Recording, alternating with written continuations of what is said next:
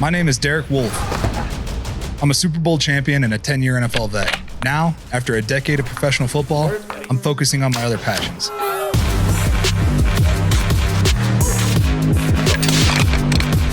Hey everybody, welcome back to another episode of Wolfe Untamed. Today's guest is a really good friend of mine, Andrew Arrabito. He's a former Navy SEAL and combat veteran, currently the owner of Half-Face Blades, which is a custom knife company. They make hunting knives, kitchen sets, pretty much everything across the board. So check this one out. He's got some great stories. He's a great guy. Hope you enjoy it. Andrew. What's up, buddy? You made it, dude. Yeah. We had some confusion going on trying to get you here, but it worked out. Yeah. Let's get started, man. Let's talk about where you grew up, how you grew up, and just start there. I grew up in Northern California, kind of upper Napa Valley. There's a little town called like St. Helena and Calistoga. I grew up on the hill above St. Helena. Usually they're real wealthy families up there. I was like the poor smelly kid in school. You know? Grew up in the outdoors. I had an older sister. I was the youngest of four, and two older brothers. They were just really big into outdoors. And so you grew up like hunting, fishing, and no, not hunting. We did fishing a lot, camping a lot, backpacking. Like, I mean, pretty much the beginning of the summer, it was like my mom would open the door and be like, "You're out. Come back at the end of the summer." You know, it was just, yeah, it would be. My older brothers loved like mushroom hunting, and they were always into like, you know, wilderness survival and Native American culture and every book and snaring, and they'd be taking like poison oak berries, and they read that if you make tea and then you drink the tea, you won't get poison oak. So of course I'm the guinea pig that I was always like. Did it work? I don't really get poison oak. I'm guessing. Oh, that's not the right one. I'm guessing it's from that. Dude, poison oak sucks. You want to go ahead. I think take your time and fix it. I think we're good. They used to do stuff like, you know, we had this guy Klebe who lived across town. He had like chicken. Klebe, Mr. Klebe. Sounds like a serial killer. Sounds like Leatherface from Texas Chainsaw Massacre. But he used to have chickens and ducks, and he would always have raccoons, foxes, coyotes coming to try to eat his stuff. So he'd shoot him and call us and be like, "Hey guys, you want to come skin an animal?" So we'd go over there and bring it back home. And I remember doing a skunk one time. That was miserable. Terrible. Yeah.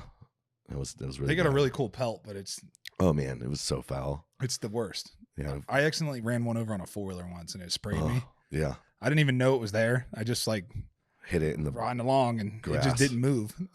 Yeah. And it just sprayed me, and I was like, so foul. "Oh, dude, I took baths in like tomato sauce, and yeah, I've heard that it can help you do it for dogs and stuff too." It didn't work. No, I still smelled like shit. So it was terrible.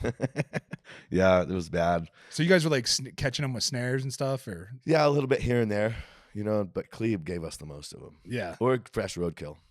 So so that's like the start of like a serial killer movie. Yeah, just skinning animals for fun. Yeah. Yeah, or like they would make jerky and they'd be like using the brains to tan the hide, and then they'd make a little bit of like raccoon jerky and be like, "Hey, make me eat it. Like, do you want to belong to the club?" You know, and be like, "Yeah, of course. Yeah, I want to be in the Here club. you go, eat some intestines."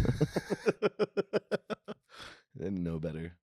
I mean, that's the crazy thing is that's how life used to be. I mean, the last 100 years have like softened everybody up, you know, but like that's how everybody really had to live, you know. Yeah. Tanning hides with brains was like the normal, you know. And so do you have native in you? A very small amount. Which through my tribe? mom's son, Crow Nation, somewhere up there. But it'd be kind of cool to dive into that at some point and really try to find out, you know, somebody on my mom's side, but I'd have to dig into that more. Yeah.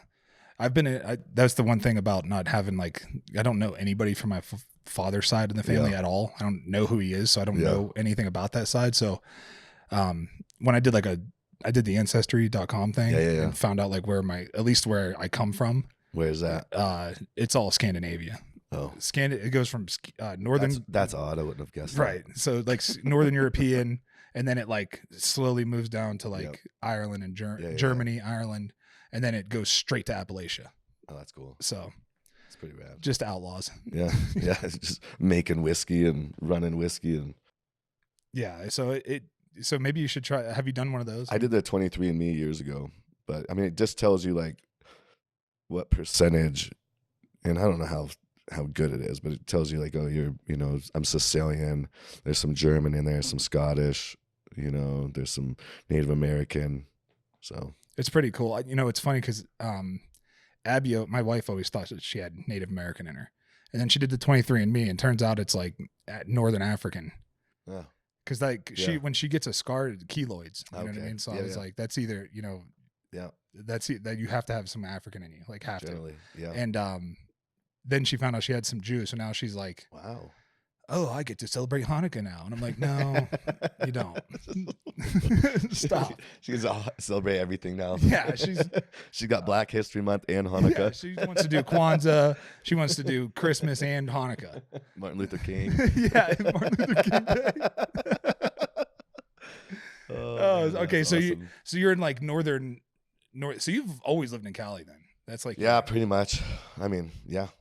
And then you started in Northern California, and then how long did you like move out of there ever? Like, did you guys? No, just did trips out of there. My dad was an artist and did like history documentary stuff, small history, like religious history documentaries. That's cool. He would travel around the world and like study different religions and their backgrounds and the Catholic Church, and like he loved the outdoors as well. So like when he was in Alaska, he was working on a documentary for this guy's name was Manilik, and he was this native up there that had like these visions when he was young about how to live better, and like taught his village, and they started living longer and everything than all the other villages. So he was going to go and like do a documentary on that. So that's he was up in Alaska a bunch doing that. And then how old were you when that? I was 7. So Tony and Joey, my older brothers, were 13 and 11. Tony was the oldest, and then they were going up with him because it was badass. It's Alaska. Yeah. You know what I mean? They could do some salmon fishing and run around the outdoors. So when they were coming back from that, that's when the plane crash happened. Yeah. And so you were like 7 or 8 years old. 7, yeah. 7. Yeah. What was that? I mean, what was that like I just can't imagine what that's like as a 7-year-old, because you're still so young, that right. you don't, the concept doesn't make sense to you, right? You're old enough, like you're like, oh, death. You're kind of figuring it out being a 7. If you're younger than that, you really don't get it. They're just not around, you know what I mean? So, but I don't know. I think probably right around 7 and getting older is when you really start understanding that death is someone's never going to be around again, right? So it's kind of interesting like that. But so what did so it was? Is it 4 of you? yeah, I have an older sister. She's a missionary and she's in Turkey right now. Really? Yeah. A missionary? Yeah, she has 4 boys. She's married. They were planning on going over there for 10 years. They've been over there for like 6 or 7 years. And wow. I think it's just been pretty hard on the relationship and raising the boys, so they're coming back. Yeah, I'm sure it's tough. Yeah. And my mom flies over there, and then they'll come over once a year so I can see them. Because they probably don't have any help either. It's just them. Just them. Yeah. And so is she like a Christian missionary? Yeah. Oh, man, I bet that's dangerous work to do over there. Yeah, and they're like in an area that's not down by the border, so it's not near as dangerous, but it's like, less than 1% of that population is Christians because they've been leaving the country forever because of persecution, and you're not allowed to publicly be a missionary there. Yeah, you're not allowed to. So Christianity's like, because the Quran says that Turkey Jesus used to be full of Christians back then. Right. But well, the Quran says that Jesus didn't die on a cross. They said he was Jesus is in the Quran, but he's forgot who he is in the Bible, the Quran. He's a prophet in the Quran, but he's not the one, He's not the prophet. Yeah. He's not the son of God. Well, like I said, there used to be, like, even in Iraq back in the day, long before the war, you could fly over there, you go to vacation there. Yeah. You know what I mean? And same with Turkey, is a lot more open that way and free. And actually, it's crazy because you think these places would get better, and they've gotten worse. Right. It's like, well, it makes you wonder why. Well, yeah, I mean, we know why. Yeah. Extremism, you know what I mean? Like, yeah, extreme anything. Look at what's happened lately. Everything. Extreme anything is bad. Correct. Any religion in extremism, forcing somebody else to believe the way you do out of fear and violence is absolutely wrong. You can present your side of it. You can present your religion. You can present who you are, and what you believe in. And if it's attractive enough to somebody else, they're going to ask you questions. And they want to be a part of it, and then that's where you open up and talk about it, right? Yeah. And that was, it's funny because I'm like just starting to come back into my faith. Yeah. Because I just didn't have it for a long time, just because of, I don't know. I think when you're young and misled, you think that you're doing everything on your own. Yeah. And you're like, I did this on my own, Right. But it's, I think that's like a narcissistic way to think about it. And I also always felt judged by Christians. Like I felt like I was being like holier than thou. Like they're and just, some of them will do that. And it just always just turned me off to it just turned me off to it. You know what I mean? So, but as I get older and realize that, like, you know, it's all about, I think it's just a way to interpret the way you want to live. You know, it's like, it's just kind of like a code for how you should live your life. And there's morals and values, right? So that's what, you know, all these different religions, one of the best things about them is they teach morals and values. And I know families who have, you know, great kids, great families, great morals and values that aren't religious at all. But I think the basis of that was, you know, forgiveness, love, kind, do unto others as you do unto all these things that came from these religions in general. So I think religion is a good thing within, you know, not extremism. Yeah. Well, it's, you know, I was listening to a Sean Ryan podcast actually Roxy fell asleep on a ride home last night from the mountains. And so I popped on this Sean Ryan podcast. You know, he's like really strong in his faith now. And I love that he asks like all these questions, because it's like the questions that I would ask. Sure. Yeah. He was talking to that pastor. And he was saying, you know, why do these Christians, like, why do they judge so hard? Like, why do they judge people? And he's like, it's not supposed to be that way. You know, it's supposed to be, you know, Christianity is really the only religion where you're like, there is no, you're forgiven right away because Jesus died on the cross for our sins, right? The price has already been paid. Right. And his question was like, well, why does there even need to be a price to be paid? And I was like, man, that's a great question. You know, and the way it was explained, he's like, it's just kind of like the way of the universe, like that there's a cost. There's always a cost. There's always a, you know, reaction to an action. Yeah. And then sin.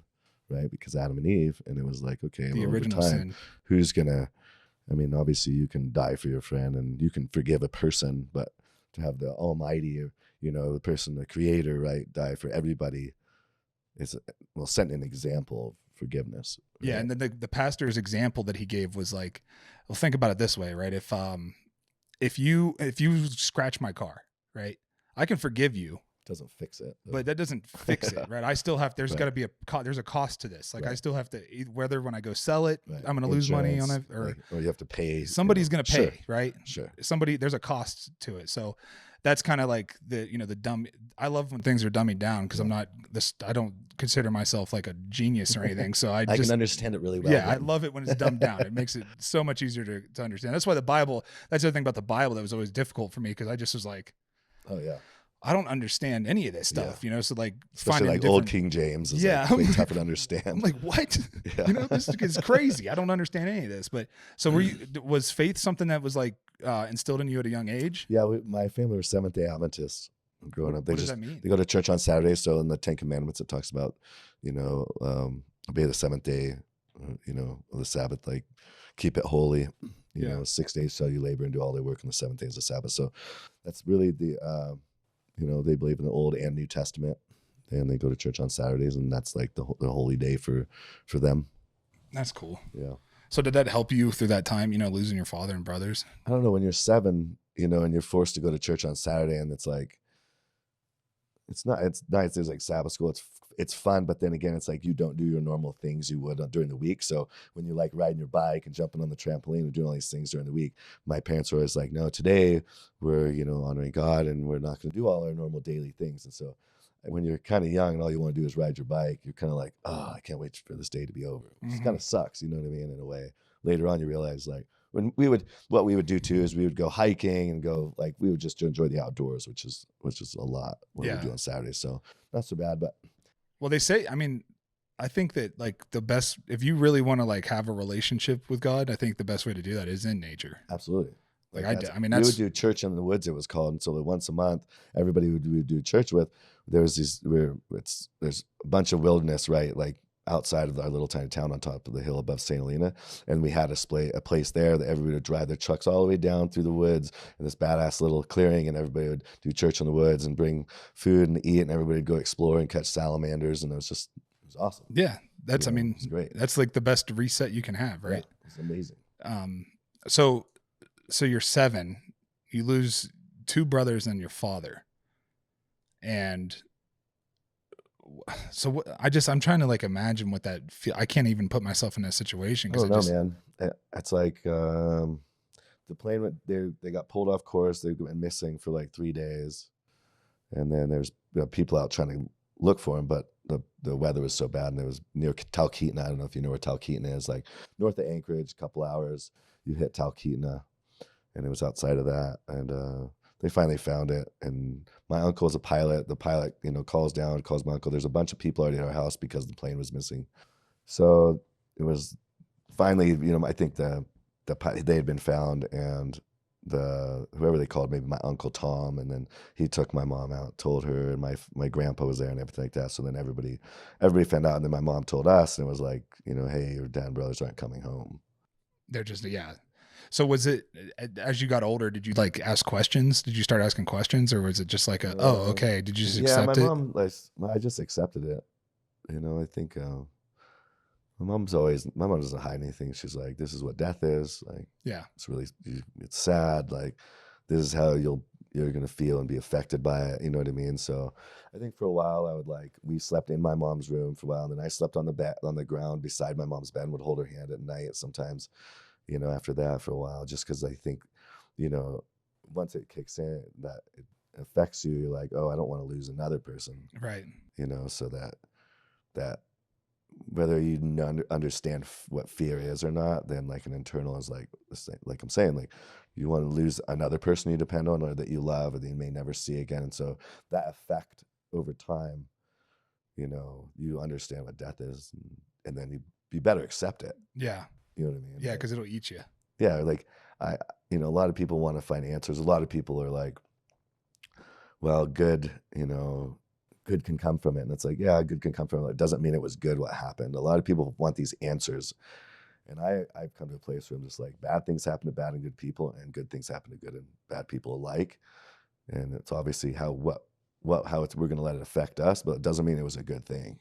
Yeah. You know what I mean? Yeah, it's not. It's like, I don't know, people like sometimes bad things positive. Just happen, right? Yeah, like coincidence, whatever it is. It's just life is not all good. I always think about that. Just because of the things that I went through as a kid and everything, I always thought, as I get older, I always think, what is the purpose for that? Right. Was there a purpose for that happening? Right. Some people want to be like, oh yeah, I don't know. Some people think there's a reason for everything. And I'm like, right. No, how about no? How about there's just, we don't know the answer because life just sucks sometimes. Yeah. And how are you going to let it affect you? You know what I mean? But here's the other thing though, maybe just spitballing. Do you think that maybe that happened because you had could have been for you? No. It could have been something that was supposed to design you into the person you are. No. Because I could have gone any which way. You know what I mean? Like, yeah, you could have been you could have turned into an awful human. That's what I'm saying. So it's like, it's really how you're going to take it. But I don't think it's purpose. Like, hey, you know what? We're going to kill your kids in a horrible car wreck to see what kind of person you are. I don't think that's God. You know what I mean? Like, yeah, I hope. Think that. I would hope right? That's not. Let's see if you're going to be bad or good by me letting this horrible thing happen, right? Yeah. And one thing to this day, I kind of like, just because of all the loss, I have so many SEAL buddies who died and suicide and stuff like that too, and it's like, it's like, if everybody praises God for the good things, why can't you be upset with him for letting bad things happen? And it's always like, well, if Jesus or God can take responsibility and all the good things happen, and everybody's like, oh, thank you so much. Thank you, Lord, for these blessings, all these good things. Like, why can't you be upset and be like, you know what? That's bullshit. You allowed this to happen. Like, who's the guy that's not taking responsibility, right? If you're the guy who's just, when good things happen, you get praised. When bad things happen, you're like, oh, nope, not me. Right. I feel like there should be a level of responsibility. I'm not saying it's his fault, because we're the ones who sinned and the earth is how it is now because, there's sin on it. But being able to be upset about letting things happen, you should be able to be upset at God or Jesus and be like, maybe, you search for some answers with him and work it out, but you shouldn't be like, oh, I'm going to high five you when the good things happen, and then I won't be upset when the bad things. I'll just blame it on something else. Yeah. And then I think that it can test your faith as far as forgiveness goes. Sure. Because if he can forgive you, then maybe I could forgive him. Right. Right. We're like, okay, well, I guess, and it also depends on the level of bad things that happen. Some are going to take a lot longer to be like figure out or yeah. And I think that's the biggest question. Go. That was always my biggest question was why is there so much suffering? Oh man. You know, why is there so much suffering? And you know, you've been to some crazy parts of the world. So you've seen some of the worst shit ever. And there's so much more worse out there. Yeah. You know what I mean? Like that happens to people and you hear stories like kids getting tortured and stuff like that. And you're like, who would ever do something like that? That's like satanic. You know what I mean? Yeah. And you're like, why is God letting that happen? You know what I mean? And obviously, you know, it's because of our own, somebody in our history's choices of sinning and perversion, and things have gotten terrible. You know what I mean? But it's always then it's like, okay, all right, what's my responsibility? What's my role in this world now? Then my responsibility is to protect and provide. My responsibility, my role is to raise good humans. My role is to love very deeply and try to do what's right and provide jobs and, you know, be that person that despises evil and that fights against it. Yeah. You know? Yeah. And, you know, it's funny, like I'm going to, just because I listened to it and it's fresh on my brain, but, you know, on that podcast that Sean Ryan had, he was talking about, you know, God he's not going to like reward you for your good deeds. Right. That you're doing all these good deeds just to try to get to heaven. Right? Right. Like, oh, I'm doing all this just to get to heaven. Like, he's going to reward you for living a good life. You know what I mean? But it's not like, oh, I'm going to get to heaven and we're all going to. Yeah. It's not like I'm going to do 5 good things and I'm going to do 2 bad, but the goods are going to outweigh. Yeah. Like, and that's people believe that way. They do. And that's another thing that really turned me off to religion as like throughout my life, because it was like, I'll give it just an example. There'd be a guy that's like super religious, right? He's like uber religious, like always preaching the word of God, but then he's like cheating on his wife. Right. And I'm like, dude, just cause you like showcasing it, you're showcasing all this stuff. It's because you're putting on a facade. Like you're not, to me, like that's worse than just not being a believer. You're purposely denying, I don't know, you're showboating there's something you're not, and then you're behind your back. Now, that doesn't mean people have, you know, even pastors have their own demons, right? Right.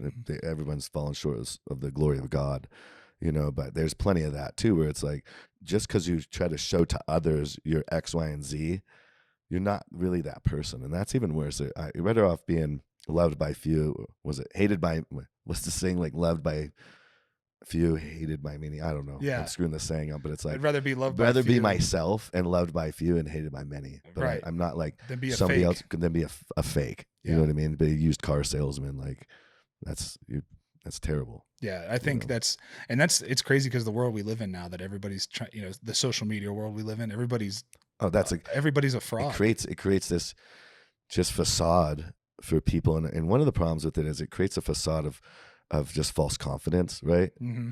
So all these, you know, more specifically, in my opinion, women, and there's men on there too, and they want these likes and they want comments about them, and it's all about themselves. And it's like, none of that's true confidence. Confidence is built by overcoming struggles and creating goals that are out of reach and accomplishing those or falling short and getting up and going again. Confidence is built by knowledge gained, right? Whether physical, mental battles and great things, you know what I mean? Like whether it's SEAL training, whether it's getting through camp, whether it's NFL, like becoming a pro, right? Raising a good kid. Like there's these things in life, there are these mountains that are tough, and a lot of people give up. You only gain true confidence internally by it's you in that battle and you overcoming it. Whether it's a small battle or a big battle, that's what creates confidence. Not all these little things. When you give up on those things and you're just living your life, there's more people that lack confidence than not. Oh yeah. Because people are giving up on these struggles and these battles to accomplish great things. I mean, going to college and getting a degree, that's an accomplishment, right? Like there's certain battles, there's harder ones and not, but at least there's some confidence there. That person didn't quit when it got tough getting their degree, or, you know, they wanted to get this certain job, or like there's certain feats in life that give you that confidence. Yeah. Knowledge does a lot too. It doesn't have to be always physical accomplishment. Knowledge is huge. Somebody that studies their ass off and has 3 master's degree, I guarantee that he's pretty confident in his knowledge, right? And it helps with all confidence. Yeah, and that's, you know, I preach this to my kids all the time, that, you know, every time that you quit, the next time you quit, if you quit once, the next time you quit, it'll get easier. Yeah. And then it'll get easier and easier Yeah. and easier. But the same goes, like, it's like, I always, show them like a sign like this, like, this is quitting. This is not quitting. Yeah. Every time you don't quit and you keep going, it gets easier to fight through that, that threshold. Right. And then, but next thing you know, that's where you build confidence, Right. is by not quitting. Like, you cannot, and it starts at a young age. Very. Where, I see a lot of parents, they just kind of like let their kids just quit things. They just be like, move on to the next thing. Just try something else. Like, no. Do they really not like it, or is it getting hard for them? And they want the pleasure of getting something easy, right? Exactly. Everybody likes that. It's like, if I don't have to work for something and I get it, oh yay, but like, that's like build that resilience either. It doesn't build any resilience, and they're not going through any kind of adversity, right? So like anytime adversity hits, you're teaching them that they can quit and it's okay. Right. Disappointment. Okay. Disappointment doesn't mean just on to the next thing. Right. You've just that you're stacking failures, dude. You know what I mean? If that's the case. And that's okay. If you're failing over and over and over again, you're probably, and here's the problem though. If you're failing over and over doing the same thing, correct. That's something wrong. There's something wrong, right? But if you like keep trying something new, keep failing, eventually you're gonna figure it out. Like eventually it'll get figured out. Sure. Or you'll get to a point where you're like, this is just not gonna happen. You know what I mean? But at least you've like you can take that same knowledge and move it to you can take that same knowledge that you learned there and apply that to something else, and then you'll be successful in something. And that's what I try to tell my kids is like, find something that you love to do, and just you're gonna fail over and over and over. And just for me in my NFL career, like I failed so many, like people are like, oh, you accomplished so much. It's like, yeah, but I still failed every day. Like accomplishing that, look at all these failures. Yeah, like that's what I would better. When I would go watch film, I didn't watch the good plays. Right. Of course. I went and watched the ones that were bad. I'm like, I'm gonna watch the bad plays and see what I did wrong. Right. Because through failure, I'm gonna get better. Yep. And learning from those failures. But that's not giving up. You know what I mean? That's like, okay, where did I fail? How did I fail? Let me try something different and trying the same thing. Right. It's like, here's the goal. I'm doing the same goal. This is how I failed getting there. I'm going to try it a different way, but the same goal, not just giving up on those goals. Yeah. Yeah. And it's, it's one of those things where you're terrified to fail, like it's ingrained in us to be afraid of failure. Like you're afraid to, it's like, that's, well, it should be. Yeah. Those it's not ingrained in are the ones with the problem. Exactly.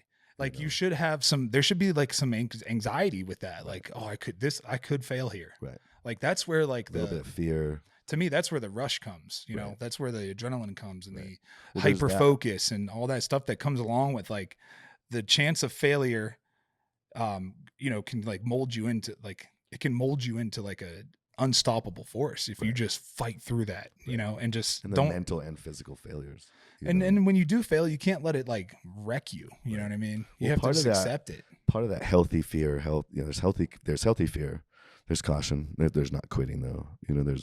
There's healthy, fear of failure also involves letting people down. You don't want to let people down. So not just in yourself, fear of failure. Like you're like, I know I can do this.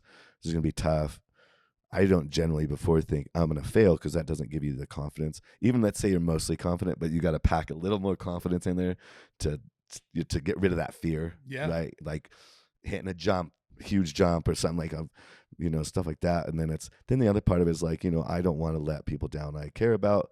And that's more of a long-term goal type of thing. Like I want to accomplish this. I want to grow my business. I want to hire more guys. I want to make sure my guys are getting paid more and their kids are going to good school. And like, you have this responsibility, right? As a father, you have this responsibility. And like, you hear parents talk about, if raising their kids right. And there's always like a level of like possibility. I know parents who are awesome. Their kids sucked. Yeah. And you're like, how'd that happen? And then shitty parents and these kids are amazing, right? Yeah. So I don't know what the equation parenting is terrifying. It is because you just don't know if you're doing it right. Well, from your point of view and you being a father, right, and you taking some of the way you grew up and the good and bad, and then your accomplishments and the knowledge you have now, and that's knowledge of work and life and business and NFL, and also seeing your friends and kids and how they're treated and how good their kids are now. Like you have a guidebook, right? Some guidelines of how you want to do it best. And then when you don't let your daughter quit and then she does something again and she makes it, you shower her with, blessings, Praise, like yeah. praises, like, Praise her. and then they're stoked. And so you're like, okay, you're doing it right. You get these little awesome moments of like, okay, my daughter's a good person. She loves people. She's kind. She crushes it. Like those are all these pats on the back for you. Yeah. And that's the best thing whenever somebody, because other people's kids like drive me nuts sometimes. You know what I mean? Yeah. Just because. Oh yeah. They're just not behaved. They don't behave the right way. So when somebody like enjoys being around your kid, it is like the biggest compliment, I think, as a father and a mother. I think that as parents, we want people to enjoy our kids. Absolutely. To be and around we want the kid to be able to talk to people and negotiate, like we were talking earlier, like just seeing that level of mental capacity and mental growth, and and the emotional intelligence of like Sure. a 5-year-old is hilarious, just like she gets it. That's she's so cool. like, she understands that like, oh, I don't want to hurt someone's feelings, Sure. And she also understands that it's okay if somebody doesn't want to be friends with me. Like, that's okay. That's their problem, good. That's good. Like, what a great thing to teach your children growing up. Like, you don't have to be, if you can teach your kid to be a leader or just not a follower. Right. That's the hardest part. Right. Is like, it's okay if someone doesn't like you. It's okay if you don't do X, Y, and Z, most kids are going to be a little bit rebellious, but then also there's really crappy people too, and really crappy kids, right? Crappy parenting. But you either, I don't know, like I always think like, okay, if you have a bunch of knowledge when you're a kid and you've accomplished a lot, whether a lot in sports and outdoor stuff, you kind of go into high school as almost a leader, because you can't be pushed, you can't be told X, Y, and Z. You're like, oh, I enjoy this, I do this, I've done this, and you actually have real confidence. Yeah. People with lack that confidence, they get bullied into things or convinced to do things, so you don't maybe have to be per se a leader, but you don't have to be a follower, right? Until that leadership grows in you. Yeah. And I think that's like my biggest goal with my daughter, is to, my youngest one for sure, is to like really make sure, because she'll do that sometimes where she's like, well, she doesn't want to be my friend. Why not? Like, she's like, so doesn't understand why. And I'm like, it's because they're mad that you wouldn't do the thing. Like, right. It's bad. It's be a poor reason. They're not going to stay that way. Yeah. Who cares? Right. Don't worry about it. They move on to the next person will want to be your friend. Hey guys, I want to talk to you about one of my favorite sponsors, Juniper Mountain Coffee. Coffee without compromise. You're getting high quality coffee without the high prices. This is an American company that stands behind their values. They stand behind their coffee. These guys make some of the best coffee I've ever had. It's a coffee I drink every morning. Juniper Mountain Coffee works directly with the farmers, paying fair wages, and that way you have no middleman. There's no BS, no garbage. You're getting high quality products. So go check them out at junipermountaincoffee.com. Let's go back to post plane crash. What kind of things did you do? Like, did you play any sports? I dirt biked a little bit. I skateboarded a shit ton growing up and BMX'd. I wasn't big into organized sports. Yeah. Especially like, I went to a boarding academy my freshman year. I got kicked out in high school, came back home, just finished school through like their curriculum. So sophomore year, went to another boarding academy in Washington that my sister was going through, got kicked out of that one. What were you getting kicked out for? I don't know. The first one was like, I like had a girlfriend. You're not supposed to have a girlfriend. And it's like real Christian boarding academy. And like we were sneaking out and like had BB gun wars and all that fun. So we've gotten a few fights, and then my mom convinced me the next year. My sister was going to this really gnarly Christian boarding academy in Washington, like Pasco area, Tri-Cities. And my mom's like, you'll love it up there. It's so great. And I'm like, oh, I don't think so. I don't think I will. She was like, no, well, you will. And I was like, okay, Mom. Got kicked out of that one. Same thing. Didn't have BB guns wars. Got a few fights. I was sneaking out. A little girlfriend named Kimberly. She was cool. And then came back from that, did the curriculum just at home, sent my stuff in, and I was working. It was good. Great. I was home back in Napa Valley with my friends, able to skateboard, knock out school, work. And then actually the second part of that, I went to, there's a little high school, Christian high school in my little town in Angwin. So went there my junior year. My senior year started, and me and my mom were getting along real well. I thought we were. She said we weren't. So she was like, hey, I know this little ranch in Montana if you want to quit and work up there for the year and just come back and finish school afterwards. And I was like, oh, Montana, awesome. Outdoors, a ranch? I was like, sure.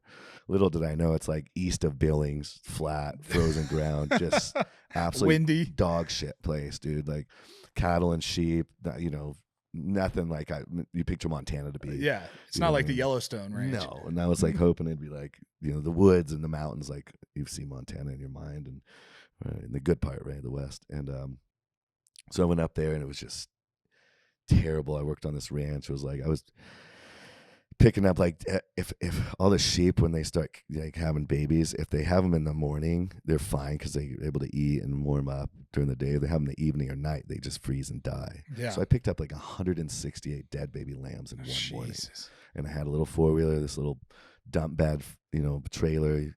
I put all the dead baby lambs in that, go part of the property, and pull the little pin, dump them back and forth. So did that for a while. That was real cool.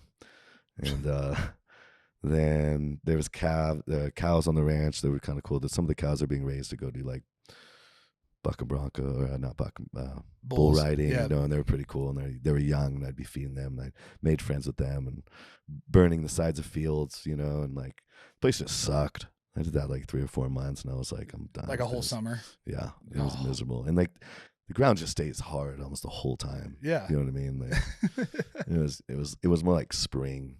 Yeah. So would you? That sucked. What led you to the military then? Because it just like. Well, when I was in 7th, 8th grade time frame, my cousin Ethan, he was my mom's cousin. There was 5 brothers that grew up in like Muscatine, Iowa. Ethan had moved out to California, and he worked at worked in California there in our little town, and we always spent time with him. One of my favorite cousins, big dude, probably 6'4", 6'5", but like real overweight, like 350 pounds. Yeah. Nicest guy ever, and he loved books, and he bought me a Navy SEAL workout book when I was like probably 7th grade. And it was like, on the front it had the big cargo net and the guy climbing the cargo net, and I was like, man, that's cool. So I kind of, I would do that book and work out and like read a little bit about Navy SEALs, and like, like they skydive, they scuba dive, they shoot every gun, they throw grenades and shoot rockets, and they kill people, like they hunt dudes down. I was like, oh, what the hell? Like, it's funny you said, because that's what I was like obsessed with the SEALs as a kid. Like I just was like, I was like, I'm either going to the NFL or I'm doing this. These are the only 2 options for me. And then I was like, okay, well, what other special operations? SOCOM, special operations, special forces. I was looking at the Army side of it, what they do. I was looking at the Air Force, Marines, and it was like the Army and Navy SEALs do like DA. Army does more teaching, like the Green Berets. They teach local forces. And then I was like, maybe I don't know if it was me or somebody was like, we'll see where they're located, because some places suck to live. And I was like, I looked at all the Army bases. I was like, yeah, all this place would suck to live, and I was like, the SEAL bases are on the coasts. Yeah. Right? Like, awesome. You can surf, fish. They're on the coast. I was like, okay, that's got to be the route to go. So in high school, I kind of didn't. Toward the end of my junior, senior year, I was like, okay, I'm gonna do that again. I'm gonna join. And so I just started working out and running my senior year. After I came back from Montana, I went to St. Helena High, just took the last 3 classes to get my diploma, and I became an EMT and got my my scuba diving license. Just those are things that I felt would help me out, you know what I mean, which is great. And then when I graduated, I went and took off to boot camp, and then from there A school, because back in the day you had to go to a regular military MOS, like a school, and then from there you would go to BUDS, SEAL training. So at what age did you enter BUDS? I guess I'd been 18. 18 years old. Yeah. And what was it like a shock to you? Actually, it might have been 19. It would have been 18 joining, and then 19 going into BUDS, I guess, somewhere around there. Was it like a shock to you? Like, you know what I mean? Like to your nervous system? Like, was it like, oh shit? Like, no, you're so just. It's just like you felt like you were where you belonged. 100%. Yeah. And you meet there's, you do like, you're classing up for like 3 or 4 weeks. You're classing up. Everybody's showing up with their orders, going through medical screening. Then you're like in indoctrination. You're still doing medical stuff. You're standing watch. You're teaching. You're being taught. How they want you to swim, and you're training every day. And then you start first phase. But that's like you're meeting a bunch of guys that are different walks of life all over that are really focused on this one thing. And you're meeting.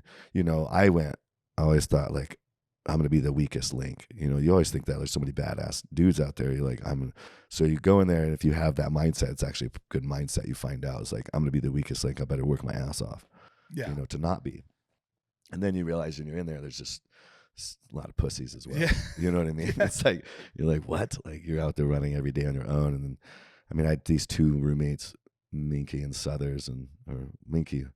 And like all these guys pretend, I think a lot of them is their false confidence, right? A lot of them pretend they're tough or like talk about how they were track or whatever. And you realize like, they didn't do much. They didn't do much growing up. You know what I mean? Fake, they're fake tough guys. Right. And a lot of them. They present themselves like that. And then when it comes down to the wire and you guys are doing your runs and swims, you realize like what group pulls ahead, what guys are tough, what guys grew up a certain way instead of, trying to pretend they were a certain way. Yeah. And then people are quitting, getting hurt, and Was there anything? Awesome. Was there anything?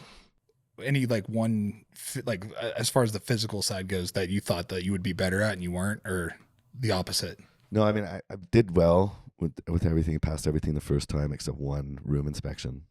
Yep.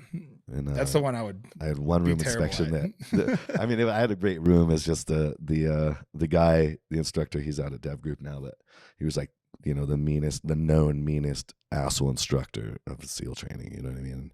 And he just decided to take everything in my room and pile up in the middle of the room. And I was like, you asshole. And you know why? This is why he did it. When they walk up, you got to be in a push-up position in front of your door. And I'd never done Copenhagen before.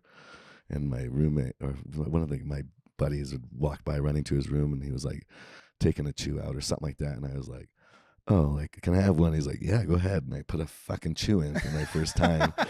And I was like standing out like on push-up position. I was like, what the fuck is this, dude? Wrong with me? And I got up, ran inside, like puked in the toilet, came running out, and he was standing there. And I like got back in my push-up position. It was way too late. He was just like, you're fucked, an idiot, dude.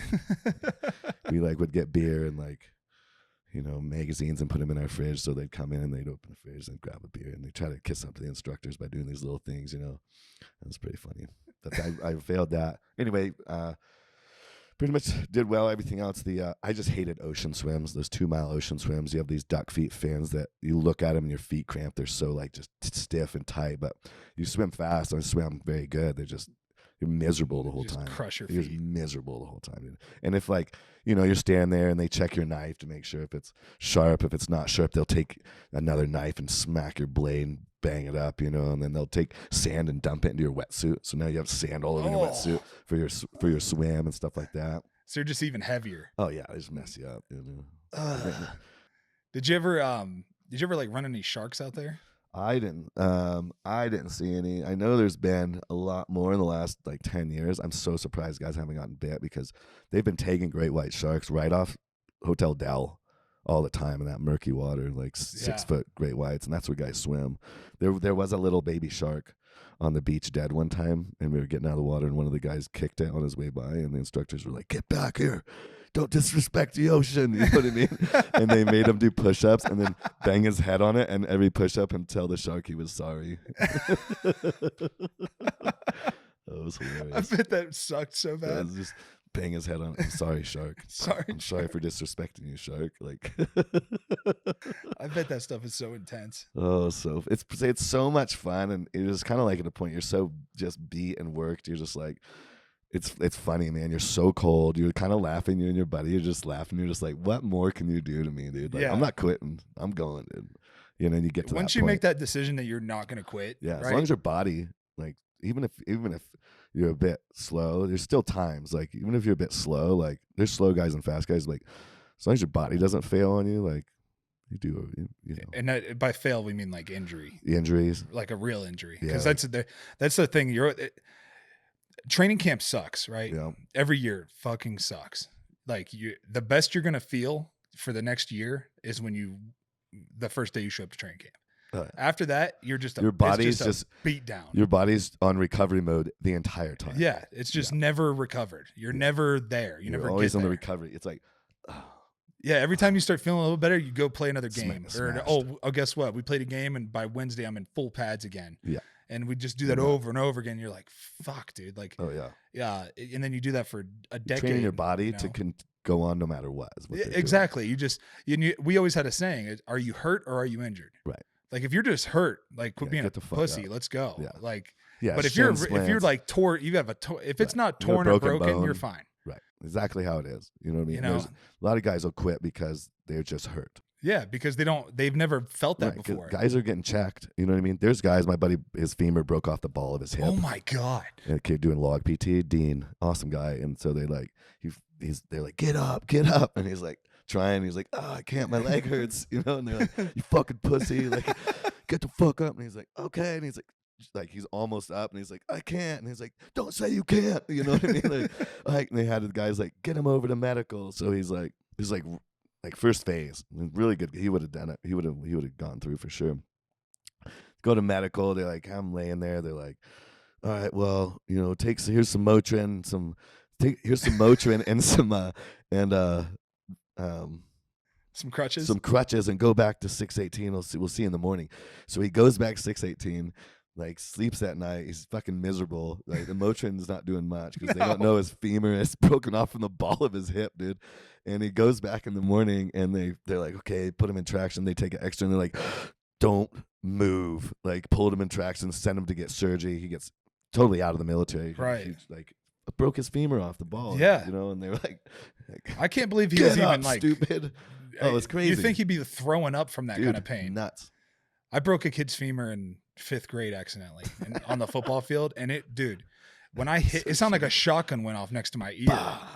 Like I hit him and I was like, whoa, that was like not normal. And he was losing his fucking mind. And they had to put like a titanium bar in his. Yeah. I think they did probably the same. Like Dean has big old, like, stitches from here to here, like, or they have staples.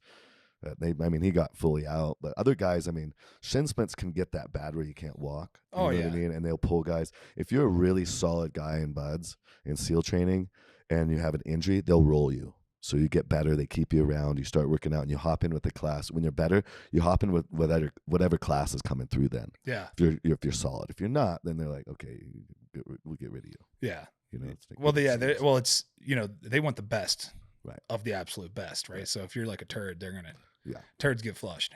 Yeah, ideally. You got to think in every organization, there's always some turds. Oh yeah, sadly. Always. That was the shocking thing to me in the NFL. I couldn't believe how many like actual turds there, like so many. That's how it went in the SEAL teams, and it's not a lot.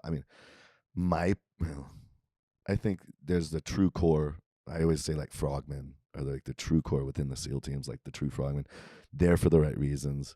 The best dudes. They go to war. They have the biggest hearts. They're the best at their job. The true frogmen. Then there's team. And then there's overall there's like team guys. And a lot of people in the teams will be like, oh, there's team guys.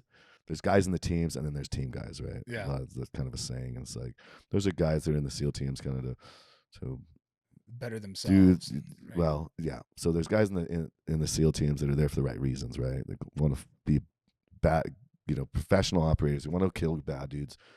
And then there's guys who kind of just want to say they're a SEAL and they want to, they do the deployment, and then they want to go training command. If they can do a training command, you know what I mean? And it's like, there's quite a few of those. I think what's great is this war, because there's been such a big war on for so many years. You could see who those guys were. Yeah, and everybody kind of knows because there was 20 years, right? With guys, it was like Iraq, Afghanistan, Southeast Asia, and then Dev is doing all these other places, and like you couldn't, if you skipped out on a few deployments and you sat at training commands, everybody was like, that's a war dodger. Yeah.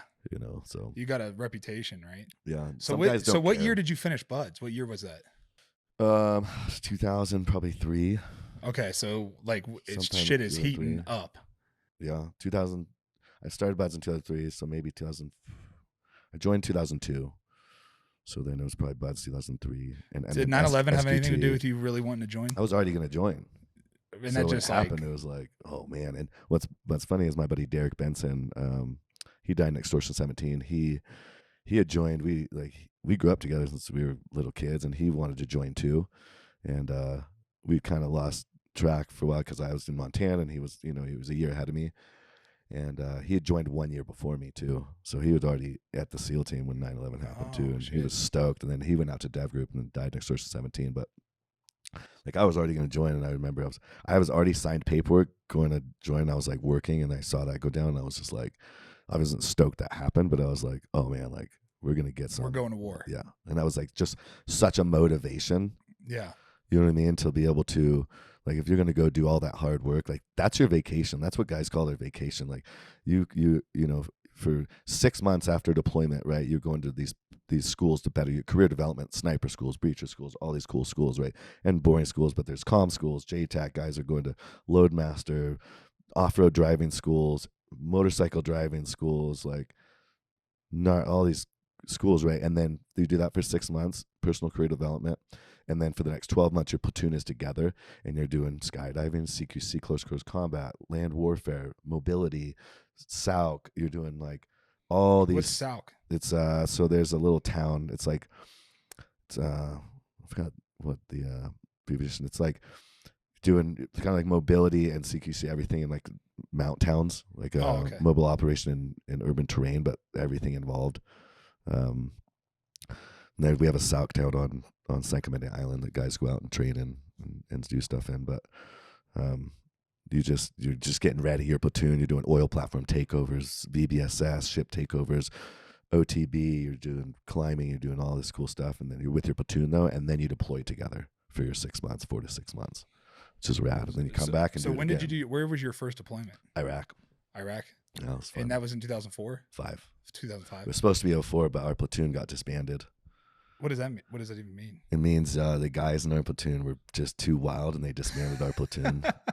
I was a new guy. Me and my other guys were new guys. We were pretty wild new guys, but everybody else was like they just come back from war. They did their work of big dudes. Like I was the smallest. I was probably 175 pounds, the smallest guy by leaps and bounds in my platoon. It was like my buddy Keikoa Lee, Cake and Treskin. They both played ball for Hawaiian State University. Oh, okay. They were big boys. And then Kevin Kent, my buddy Kevin Kent, he was the LPO. He was probably 260, 6'2", like huge. Like platoon was like known. This Foxtrot platoon, SEAL Team 5 was like known as like they're all just monsters. Everybody's tatted up, big, mean, like just like we were the new guys. Like you didn't stand a chance if they were gonna whip your ass. Or like they duct tape. I remember Dirty lost a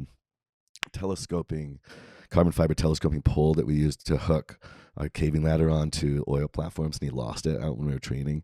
And it was like, okay, we're gonna get our asses kicked, new guys, you know. So like I hid in a closet in my room, like Dirty and Big Head, like they got found and they got taped up head to toe, like duct taped head to toe and with belly showing, and then you slap your belly. It's a pink belly.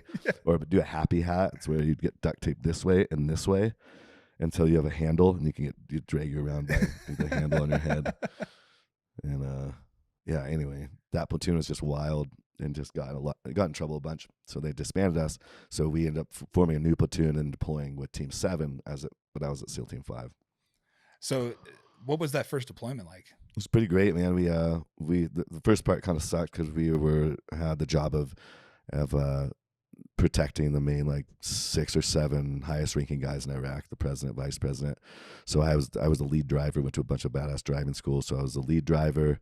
We had the principal driver was Booster, and then the vehicle behind it was my buddy AJ James was the follow vehicle. And then we would have other vehicles with more weapons on them, but we were driving like up armored SUVs or BMWs and so I was the lead driver for the vice president for like 2 or 3 months. In between that, we'd go over to BIOP. We'd go down Route Irish to the airport and then do some missions out of there. And then finally, when we were done with that, we flew up to like Habbaniyah up there. And there's like a bunch of Marine base and Habbaniyah base too. And then it was doing ops out of there, like going after. A lot of it was like higher ranking like police that were bad and like taking money and corruption, a lot of corruption, stuff like that. And then we went up to Talifar. The army was doing a big push, the second push through this big city called Talifar, and we go up there and do sniper overwatch. That it was cool. Had you already gone through sniper school too? No, not at all. So we went up as I would run my AW, my SAW. Yeah. So when you're out on ops, you have your snipers, you have your SAW gunners, stuff like that too. But because a guy can't sit on a sniper rifle all day, you get your time on your sniper rifles. Oh, okay. When did you see like your first gunfight? I mean, we got shot at a bunch, and luckily we didn't get blown up. We would shoot back. We got to shoot back in Talifar at a few vehicles and light them on fire and shoot guys in them, but from distance. And then that deployment was pretty cool like that. You were shooting back a bit, but I didn't get any like inside house fights during that. Crazy enough, you know what I mean? Yeah. It's Iraq, but so when did that Afghanistan start? Is that where it was? Yeah, Afghanistan? That was rad. Well, second deployment, so I came back. Second deployment, hopped on platoon, went to Southeast Asia. So did lived in the Philippines and Indonesia, and there was teaching people there and hunting Abu Sayyaf.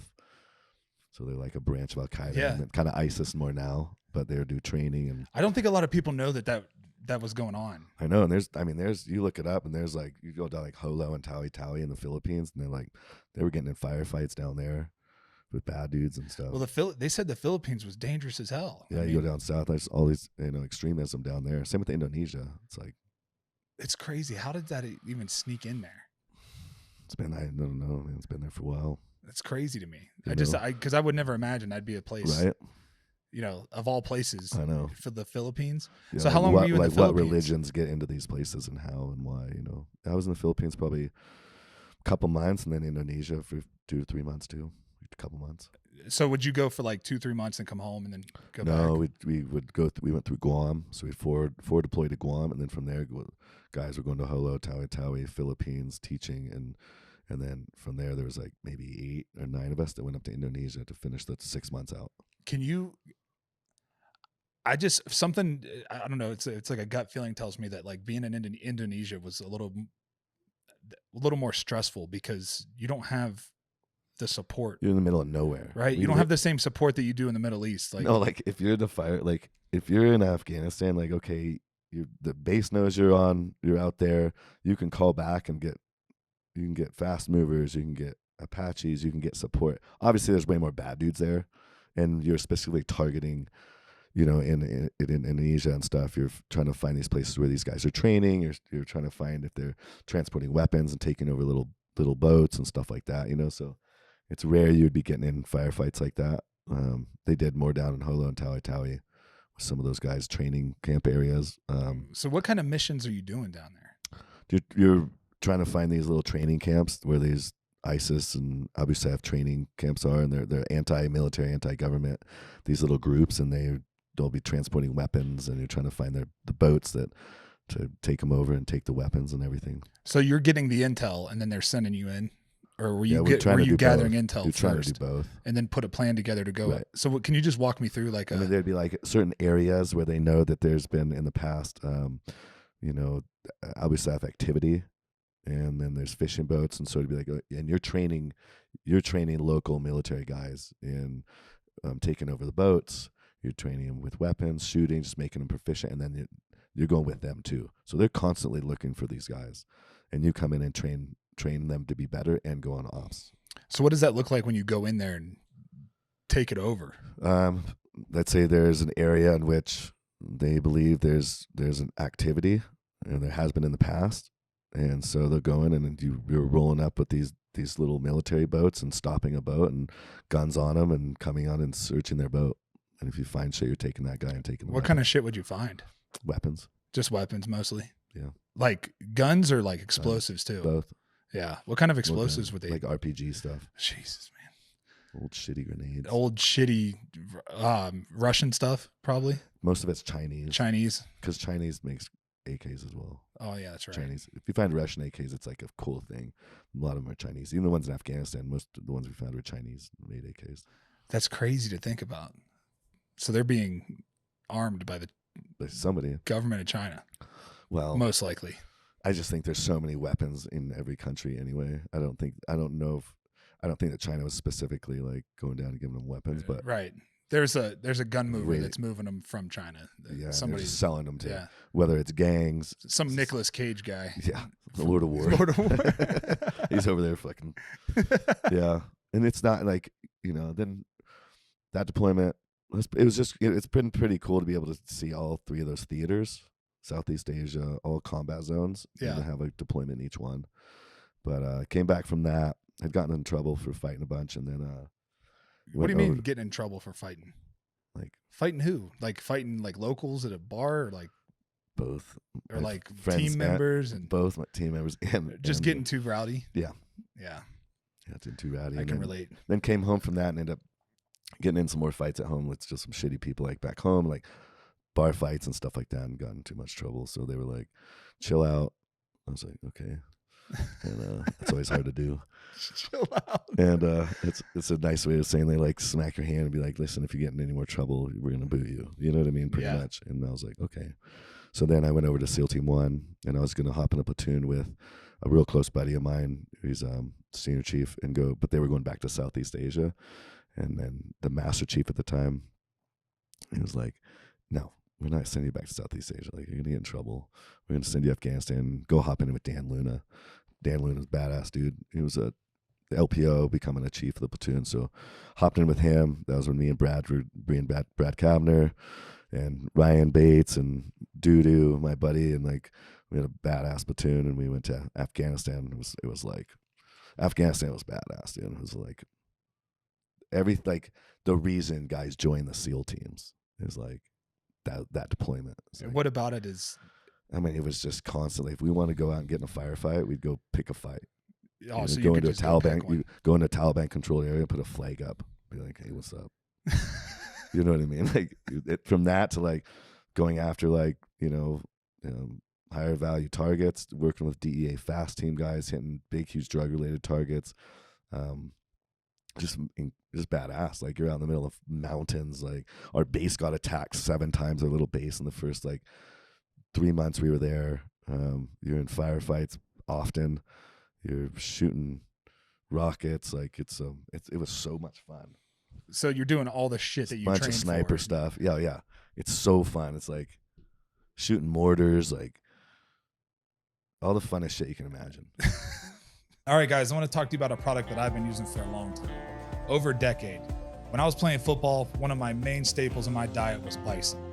I got my bison from Great Range Premium Bison. They make some of the finest cuts of bison you can get. These guys have ribeyes, ground bison, all the steaks that you want. My favorite part about Great Range is that you don't have to worry about antibiotics or growth hormones in their meats. Great Range Premium Bison is a family-owned company providing bison meat from family-owned ranches around the country. So please go check out greatrangebison.com. Can you just give me like one of the crazy stories that like I'm trying to think of the best way to word it without sounding like a fucking psychopath. I would have to also word it to not sound like a psychopath. Well, I'm talking about like a close quarters. Like I got blown off this roof, and we go in. Wait, hold on a minute. You don't just start off saying you got blown off a fucking roof. Well, so we hit this target, we land. The mission before our sister platoon's OIC, Dan Canossen got his legs blown off. This is the next op, and everybody's just like pissed, fucking right? Assholes are puckered, and they're pissed. But they're puckered. Like the last mission, dude stepped on a 105 shell, like a Russian shell, and it went off. It went low order, so it blew his legs off, didn't kill him. It was daisy chained to all these other explosives up the hill where everybody was coming over the hill. That didn't go off, so everybody else lived. It just messed him up real bad. So the next off, you're like, oh, like when you walk, you're just like, you're trying under night vision, you're trying to see where your buddy stepped to step there. Yeah. He didn't get his legs blown off. You're like, ooh. So you're going up, and we had the point man. I was recce. So the point man, we had a point man that was a dog guy too. And then I was like third or fourth guy back. I had a little ladder, like a telescoping ladder. So I'd go up right when the guys come up to the door, and I'd put a ladder up, and I'd climb on the roof with a couple buddies and do like roof overwatch. And then those guys are like, we either blow this one and come in here, or if those guys started popping out inside, we could be smoking them from the roof, you know? Yeah. And we're like in the woods going up to this house, and there's like, it's kind of steep on both sides, and it's like a little dirt trail. And I'm like cruising, I'm hanging, my ladder's off here, I have my weapon here, and I'm like looking at everybody's on night vision. I see a guy, like a guy standing there, just he's out there in case somebody comes up. He has 2 AKs slung off him. I'm like, damn, and it kind of goes to this, and I was like, yes, finally, like first op, second op, whatever. I was get to shoot somebody, and I slowly put my ladder down, and somebody shoots him. And I was like, damn you motherfuckers, dude. Like, the fuck, dude, you fucking assholes, dude. Because I had 2 guys ahead of me, and the point man, that's his job. But I thought if I didn't say nothing, set my ladder down, I could shoot the guy through the trees. Of course, somebody shot him. I was like, fuck you, dude. But so we hit the compound in the morning. We start getting shot at, and I go up on the roof. And the roof's like, I don't know, 10 foot roof, and then there's a wall on the inside of the roof too, because they'll put the cows up there and stuff on the roof. What? It's really interesting. Yeah, you go in a compound, and then there's be stairs up to the roof, and then the outside wall is taller, so you could be standing on the roof and looking over the wall outside, right? Because they put stuff up there, and we're getting shot at. So I'm blowing a hole in the side. I have like a quarter block of C4 and a crack, and the RPG hits the wall, and I had turned. I was right into the edge because I was going to blow the quarter block of C4. RPG hits the wall, and it kind of smashes the wall in, and I didn't get framed or nothing. I go, it was a boom, and I turned like that, and I knocked off that wall right into the compound. 10-foot wall? Yeah, and I in my mind, I'm like, if I run, I could run it out like a cartoon hitting the ground. If I'm sprinting fast enough, I go right. And I was like, I felt like I was trying to run in the air, but I was like leaning forward, and I had my weapon in my hand, so I hit the ground. My weapon hits and pulls my arms back, right? Because I was just kind of bewildered, and my face just hits. There's like a pile of cut logs like this, and I just buried my face into it, like pushed my teeth back, slit my lip, broke my nose again, got knocked out, and then my gear slid up my back. And there's all these bumblebees like this fucking big in the wall, and they all attacked me when I was knocked out on the ground and my gear was slipped. So they just all started stinging my back. The one spot that was like open, you know what I mean? And, so maybe it was a good thing you were knocked out. Yeah, because you didn't feel it, right? It was awesome, dude. Anyway, I wake up and Brad's like pushing me with his foot, you know what I mean? I'm like, ow, dude, knock it off, you know? And he's like, you good? And I was like, yeah. And I split my lip. I was like, oh man, my teeth like a little loose, and I'm like, shit. And I get up and I was like, I'm all right. And I'm like, oh man, my back. Oh, I think I broke my back. And he's like, nah, dude, you just got attacked by a ton of bees. I was like, what the fuck, dude? And you guys just stood there? And he's like, yeah, yeah, Brad, like Dan was there. Like, yeah, what are we gonna do? Like, get stung ourselves? I was like, all right. So then back at it, get back in the fight, you know what I mean? But that was kind of a fun one. Those are all, close calls wise, you have so many close calls. I was, we were in a firefight at night, base getting shot at, and like I had my IR laser on. I'm looking through like a hole in the wall. I have my gun over top, so I don't have to put my bean over top, and I'm like getting shot through these windows of another building, a couple hundred yards. I'm like pew, shooting, and I like come up for something, and I looked over at Brad, and I had the Scar Heavy. And the original ones we got like just sucked. If you didn't have the butt against your shoulder while shooting it, the bullet would come back and barely touch around. It wouldn't come back far enough. And so when it came forward, it didn't have the momentum to pick up another round and put it in the chamber. So I was shooting like pew, pew, because it wasn't against your shoulder. It sucks. So if the weapon's moving back, it takes up some of that momentum. Dude, it was terrible. So it was like single fire with my Scar Heavy in a firefight. Like, put it down. He gave me his gun. His was shooting a little better. Like a gas pressure problem, or I think they end up fixing it down the line. But I leaned in. He was saying something. I leaned in, and I was like this close, and we took a round, like right here, snap. And we went down. We were like, oh, just you're laughing, like, oh, that was close. You know what I mean? Like shit like that, all the time. Like it was fun, man. Just bullets are flying everywhere. Yeah, you go and clear some areas. You'll go clear a market, and they're getting shot at, and like some guys light things like. One of the guys liked to light shit on fire when we left, and so you'd leave and you'd look back and there'd be like fucking some building on fire, and it's like, who the fuck did that? And everybody's like,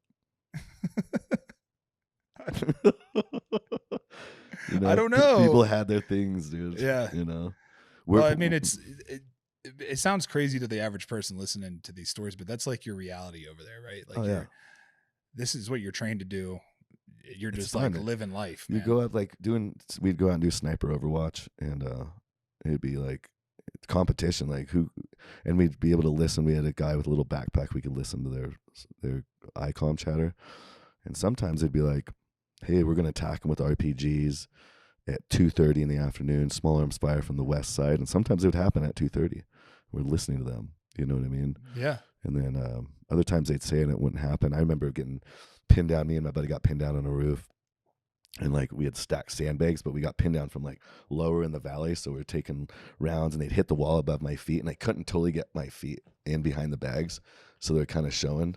And so then we were joking about which one of my feet was going to get shot first. And we were taking bets if it was going to be a toe or more of the upper part of my foot and stuff, dude.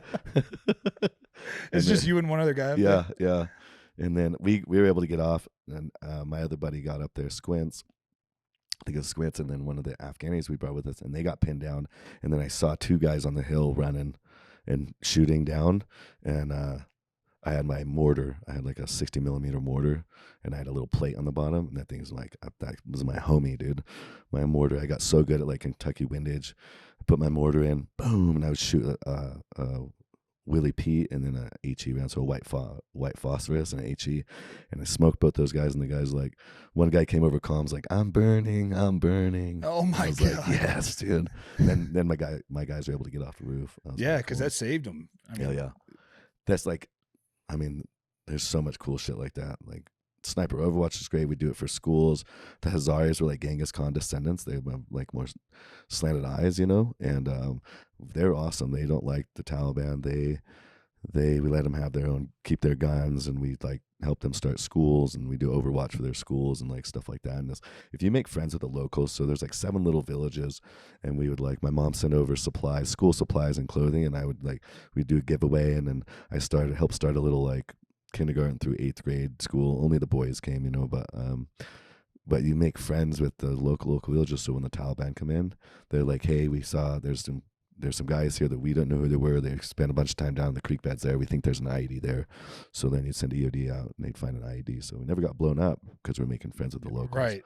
Giving them jobs and supplying them with stuff. So yeah, I think that's a big part of it, you know, because if you're not making friends with those guys and you make an enemy of them, then right, then they're not telling you if Taliban come in. Yeah, then they're going to like work against. They might not work against you, but they're not going to tell you to help you. And you know what? You do tribal engagement stuff. Like you go in and you talk to their leadership. Like, is there anything we can do for you guys here in your villages? You know, can we provide, you know, payment for chickens and eggs? Like, can we hire some of you guys? Like, what's it like running here? Is there Taliban? And then if you get to know them well enough, then you know, they'll talk to you and they'll tell you. And if bad dudes come around, they'll tell you. And if you're good to them, you know, they'll look out for you. And you want to do that. Like, obviously, that's not your job going over there. Did you ever make friends with the guy that you like stayed in touch with over there? I mean, we like our linguist we had for a long time.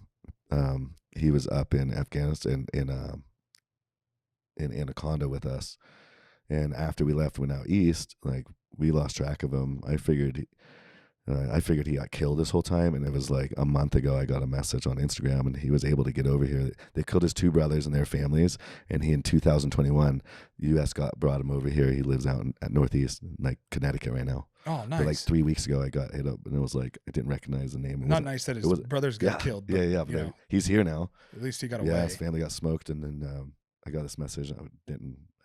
We just called him Pete. You know what I mean? It makes you wonder how many people got left behind and ruined because of... Or if you work, let's say you're a linguist, your cousins, if the Taliban find out that you're working with the U.S., especially with special operations, they're gonna kill them. Oh yeah, for sure. You know. And then, you know, the way we left Afghanistan. I mean, how are we going to expect anybody to ever trust us again? Can't. Like, no one's ever going to trust the U.S. again. Yeah. Because I don't know. We abandoned so many people 100%. That we're helping. Yeah, but also then we're still paying the Taliban. So 70 to 80 million a week. Yeah. So that means also if we're paying them, we have direct communication and comms with them. And if we can say like, hey, let this guy go. Hey, they're protect them. Like, if you pay somebody, they're still gonna. I mean, I do think they work for us in a certain capacity. Oh, I'm sure. I guarantee it. Paying them that much. I guarantee it. Yeah. I mean, it's. I don't the know, problem is in 2010, China got the first mining rights in Afghanistan. Do you think if you're going to dump all this time and effort and why would we not do that? Like, we would get the first mining rights. You know what I mean? But because they have, I'll never understand they how have stupid. they have the amount of humans for $1 a day, cheap labor to do it all. They care nothing about life.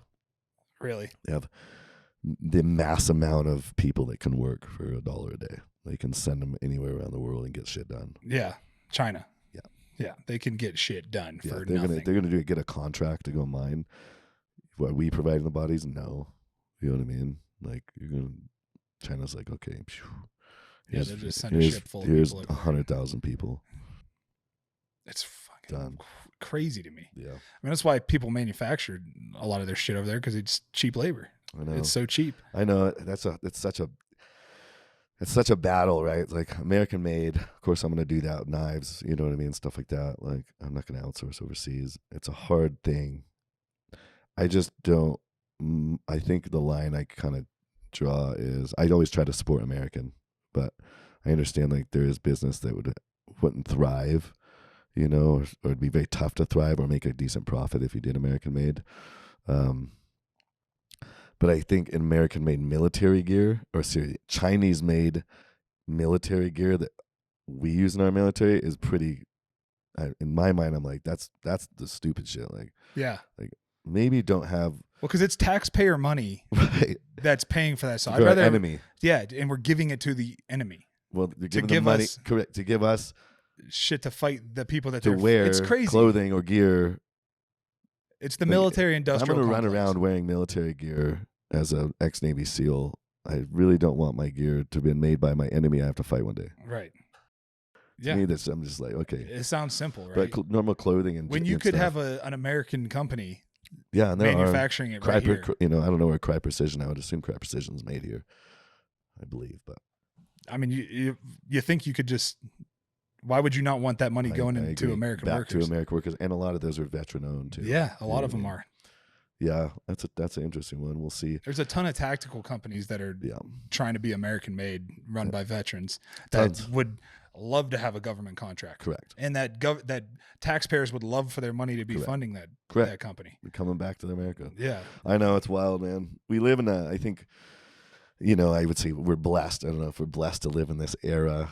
We're blessed to live, right? And it's pretty interesting, this era of living, you know, with Trump coming into office and all the crazy stuff that's going on around the world, like Taiwan. I mean, there's a lot of unrest. Like, what's gonna be going down? You know, I'm stoked to see the United States and how Trump runs this country, because we've gone so far in letting terrible things happen in our country and without consequences. Yeah. So, that's kind of cool. I'm stoked on just the economic turnaround for business and growth, and you know, all that affordability. Try to bring inflation. I mean, there's so many things that have to happen to make America great again. Put us on the right track. Like to make us the best country in the world. Yeah. Again. Because we're the last true free country. Yeah. You know? And it still exists. The American dream, it's still there. It gets beat up, and you know, people try to take it, or government tries to take it. But I still think that there's a reason why people want to come here, because you can go and you can start a little business and you can thrive. Yeah, you can be your own boss here. Right. You can become somebody. Yeah, you can make your own choice. Right. You know, you can make your own living. It's all about the work. It's the land of equal opportunity, not equal outcome. Right. And that's, some people work their asses off and they don't get much. Some and people it doesn't work their asses and they get a lot. Yeah. But with the land, that the possibility is there. Yeah, there's at least an opportunity. Yeah, that's huge. Hey everybody, this episode is brought to you by Black Buffalo. Black Buffalo's nicotine pouches do not contain tobacco leaf or stem. What they do contain is a ton of flavor, and they're packed with pharmaceutical grade nicotine.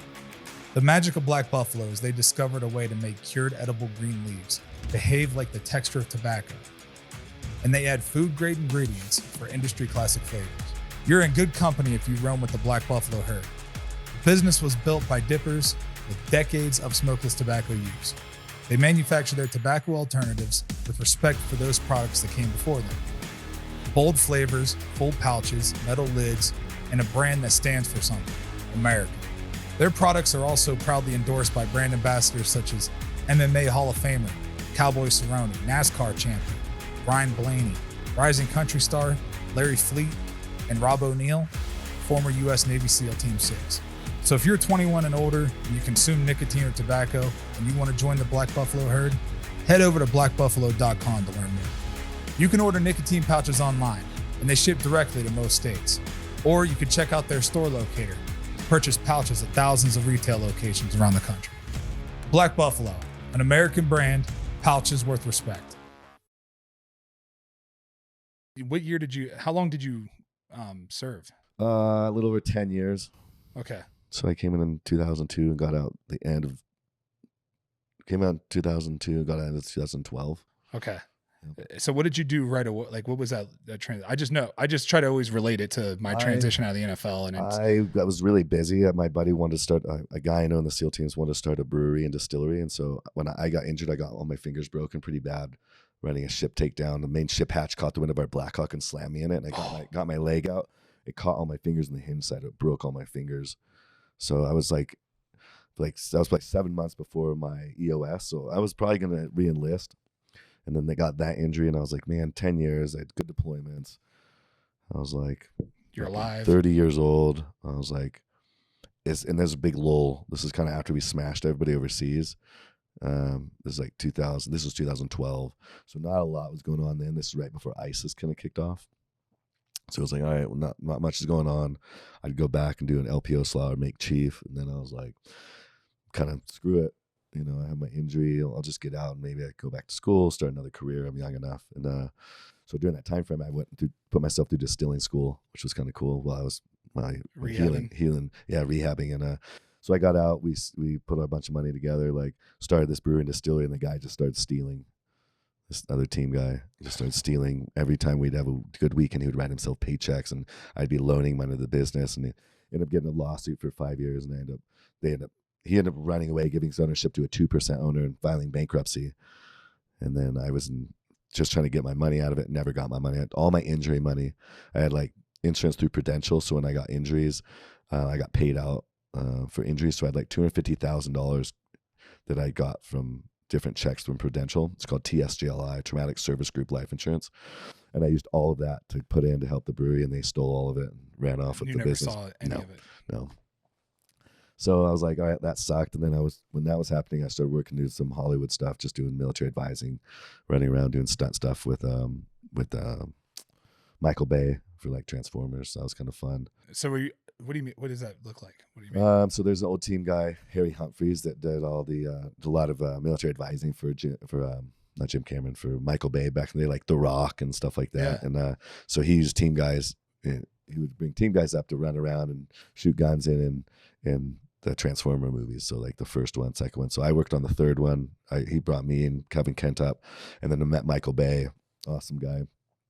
And then he was like, come back and work on the next ones too. So I worked on like 3, 4, and 5, running around, doing some stunts, like kind of background shooting, pretty cool. Yelling shit. You know what I mean? But that was pretty fun. So I was doing that on the side. So you're in the movies? Yeah. You'll hear my voice in 3, and then in 4, you'll see me like clearing and being like, you know, all clear, and you know, there's some dumb, I don't know, I have a few lines in there, you'll laugh, like, you know. And then in 5, I just mainly did stunts, which is, I met a guy, Garrett Warren. He's a stunt director, second director and director. Awesome dude. So I kind of started working more with him, and then I did Logan with him, and then that's when I started doing Avatar with him. Also, cool. You were in Avatar too? Yeah, I did all the military advising. Holy shit. Since 2017. And I'm a bad guy. I'm a 10-foot tall blue bad avatar. My name in there is Prager, but it's my voice, my face, everything running around in it. Damn. So, yeah. I didn't know that. Yeah. That's pretty fucking cool. I stunt doubled kind of the main actors to make sure they look good running and shooting. And then I'm my own character in it as well. Prager. That's sweet. Yeah, that's pretty fun. And he's awesome to work for. So like the suit that you put on, was that? So it's just like black pajamas with the balls. And then what you do is you have a little helmet with 2 little cameras, and then they put their dots on your face every day. So all your expressions are picked up by the camera. Man, and then cool. A couple times you go into a big room and they do a lot more dots, and you have just like 360 cameras, and you mouth all these different words, and you yell different words, and you whisper different words, and then they really build all your features and your character in your face. How did that even come about, doing Hollywood stuff? How did you? I met Garrett. We were doing some stuff for The Last Ship, I think.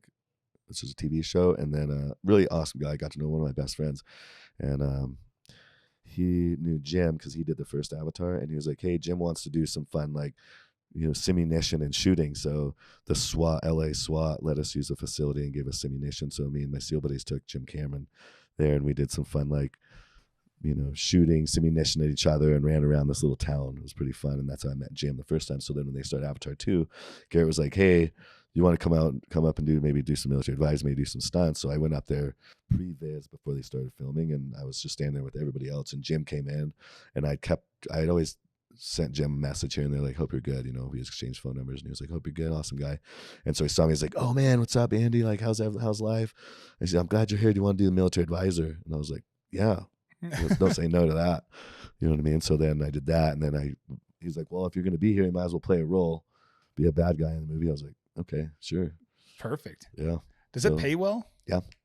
So I started like June 2017 till obviously when it came out. How long did it take to film? June 2017 till December last year, right? Jesus. So what, 5 years? Not December last year, 5 years? year before. It just came out December 2020. Yeah, 22, right? 22 or 23. So 6 years. So you worked on it for 6 years? Yeah. Damn. What did the hours look like doing that? I mean, I'd go up sometimes for a week, sometimes for 2 days, dependent. But it's like, well, the pay structure is certain things. So it'd be like $1,100 a day, 8-hour day, or if a weekly turns out less because they can use it for 5 days. They don't pay you that much for the day. It's a 44-hour work week. Okay. But what's good is if you work a week on a film, it's 1 point toward residuals, which is a little percentage of what it would make after it leaves theaters for that year, for each year. Oh, nice. So if you work for like 6 weeks, that's 6 points toward residual. I don't know what a point exactly means roughly when it comes to the 0.00 decimal for residuals. But when the movie comes out of theater for that whole year, whatever it makes, however much it makes, you get a tiny percentage. So my first check is like $55,000. Yeah. But then you're making money on it as well. You know what I mean? So yeah. So it fun. pays pretty good. Yeah. And it's fun work, right? Yeah. And you make each year, you're going to, however much that movie makes, whether it's Apple TV, whether it's normal TV, like you're going to get a percentage. You're always going to get some kind of check. Like I got a check the other day and it was 27 cents. It was wild. That's crazy to me. Yeah. That's wild. So that was good for your transition then. That I stayed, so the transition wise, I stayed really busy. Was working out, started getting back in the outdoors. My buddy Jeff Wobig had gotten out. He was a sniper in the teams. He lived in Paonia, Crawford here in Colorado. I came up during the fall and hunted my first elk with him, which was awesome. He had a 300 weight mag. I shot that. And then he loved to bow hunt mainly. So he was like, you should get a bow. So I got a bow. That was cool. And it's kind of just my first trip bow hunting. I didn't get anything. I was up in the flat tops, but from the south side outside of Glenwood Springs. Yeah. Up in there. And then I hunted behind Vail. That's kind of where we're going to be. Cool. This fall. Heck yeah. It's up in there, up in that unit. So cool. In that high country stuff. So yeah, I love it up there, man. But I didn't, I was trying to teach myself pretty much how to hunt. And I went with him a few times. That was awesome. So I got into hunting and I was still working and that whole shit with that. So then I was like in LA doing something. It was 2000, I think maybe early 2014. And I was like, you know what? I love hunting and fishing and that. So I was like, you know what? I made knives with my older brothers, Tony and Joey, when we were little, because they'd take like leaf springs and the old benchtop grinders, and we'd make cool stuff, and they made knives. And I was like, you know what? I'm just going to start making knives. I've been using them my whole life, outdoors, in the military. I love to cook a lot. And I was like, I'm just going to start making. I was like, I should start making knives. And because I've always been an end user. Yeah. So I was like, and then also I can make knives for my buddies to use and go into war, which would be fucking cool. And I can use them when I hunt. I was like, man, it's kind of a no-brainer. So then I started studying up on grinders and steels and what type of, I already knew the designs to do what. I know a good skinning knife. There's just classic designs that are unbeatable designs, right? You can come up with some new shit in some arenas, but there's just things that work. Yeah. You know what I mean? So it's not like you're really reinventing the wheel. You're just figuring out a way to you don't want to cut corners. You want to make the best shit possible, right? So I was like, all right. And they started off just under the awning. I bought a grinder, steel, started drawing stuff up and started making knives. And I made some one-offs. And then I was like, okay, I'm going to make 50 of this simple knife. Series 1, I call it. Never named. It's just called the Series 1. Kind of an outdoor camp knife. A very simple design. And did it have the half-face name? So the half-face. Was that the name that you came up with right away? Or? Yeah. So I came with half-face. It goes along with speak softly and carry a big stick. Yeah. If you have another half, it's like a lot of people have another half of their life. like it doesn't have to be bad. Like I have my SEAL career was the other half of my life. You know what I mean? You could be an always sweet guy, and then if someone pushes you too much, you can be extremely violent, right? Yeah. Like it doesn't mean it's a bad other half. It just means you don't know yet until you get to really know someone, then you know them all. Yeah. Right. So the first logo was a lion because my dad was an artist, and there's a huge lion in my mom's house above her piano that my dad painted. And so I used this. I had my buddy help me do a lion. It was a half a lion's face. Oh, there you go. There's my mohawk. Half a lion's face. So I was going to design a half a face for each design. So the first one was a lion face. The next one was I did, I think, a karambit or the disaster, which was a half of Zeus's face. The karambit was half an eagle's face. And the fourth one was the Crow Scouts. I was reading a bunch of Native American books. I was reading up on Custer and his Crow Scout guys and stuff too. So I was like, oh, awesome. I'll name this one the Crow Scout. And I did the native with the 2 eagle feathers. And then I was like, man, this is going to be really tough, like coming up with a new half face for every new design. So I stuck with that one. I still do like a limit every 5 years. I'll do a limited run of 50 of the series ones with the lion. Yeah. But I mean, those first ones I sold, they were like, $260 to $325. And a lot of my buddies bought them just to support me, which was super cool. And I numbered them. And then now they're all, 20 to 30, $35,000 a knife if you can. Really? Oh yeah. Whoa. If you can find one, good luck. That's pretty cool. Yeah, all those original half faces, like these big time collectors like buy and sell and trade, they all it's like Pokemon cards times a billion. Like they all like searching out. I have pictures of like first table of knives, and it was just a plastic table with a piece of like tape with the person's name and the knife I was working on it, and like I did picture of that, and people started zooming in trying to find their name, trying to find them on Facebook. They like, hey, do you have this knife? I'll give you $15,000 for it. Like pretty cool. So that's awesome. It's really cool to see that growth in the old stuff. And then it was just from there, it's like, okay, I want these outdoor knives. And a lot of it was like I was just doing super custom work, and I didn't do website for 3 years. It was just like word of mouth. Email, get on a list. I did pictures on social media, on Instagram. That was like, I started Instagram just photos of the knives and what I was working on, which was really cool. And then eventually I hired my roommate, hired my other buddy, built a little shop in my backyard there in San Diego, tiny shop. And then it was like, hey, you know what we could do? Like we could do a website, we can make whatever we want, and we can keep this list going with people emailing what they want. You know what I mean? That'd be fun. That way I can hire another friend, and we can grow the business that way, and we can provide jobs and cool stuff. So I was like, how many employees do you have now? 38. Nice. Yeah. Full time and overtime, guys. Wow. I'm building my new shop out, which will be awesome. How many knives do you think you're making a year right now? I think right now my guys on the production side, just milling them, I think they did over 16,000 last year, and then that doesn't count all our hand ground ones. And I have a buddy, AJ, he's got a CNC shop. He's helped me out too, because I can't do everything on my own, and he's in Arizona, and he probably did 5,000 knives too. That doesn't include my folders either. Yeah, so we'll probably have another 2,500 or 3,000 folders. I use the shit out of that folder. Yeah, fuck yeah. I didn't think I would use it a lot. Yeah. And now I keep it in my kitchen, because every box that needs to be opened gets opened with that. Every fucking toy that needs to be opened. There's a guy, he's got the crow folder, and it's all he does is elk with and just send me photos every year. That's sweet. Awesome. That's why I'm looking forward to because we've talked about, doing like a good Skinner. Yeah. Well, what we need to do is we'll sit down, find pictures of that one OG one you're talking about, and then we'll do our version of it with that same blade and because it's like when anybody that's not skinned doesn't understand how important that curve is. Oh, yeah. Like the rounded part of the blade, like you need that to like, because if not, you're just like forever on that. If your knife is this big, it's great for taking the skin and fur off his head and caping and everything like that, and around little spots. But if you get a nice blade, big, long, you can hit here, and that whole belly you're hitting along the inside of that skin, and you're peeling that hide off. You know what I mean? And that's why it's like one thing. Like there's one knife that can do it all, but there's also for skinning, I feel like there's like 2 knives would be the best. You have like you get like your big Skinner and a breakdown blade, or like there's like I designed another one, and it's like a breakdown blade, and it looks a little bit like maybe a 6-inch fillet.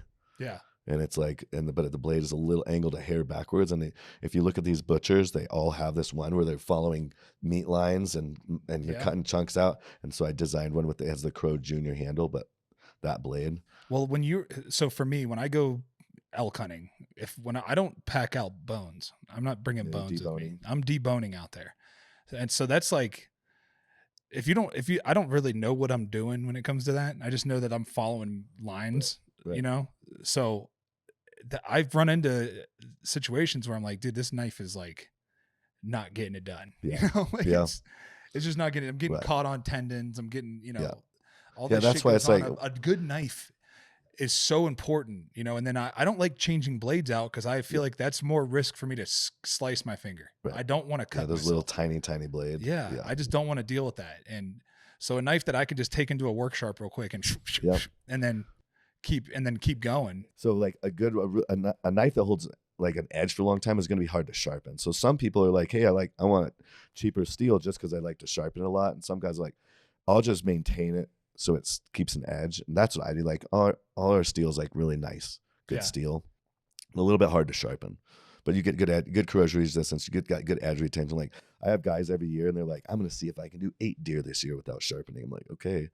Like, and some guys do like 7 whitetail without sharpening their knife. Yeah. See, that's, I've used knives where I'm like a third of the way through an animal and I got to start sharpening it already. Yeah.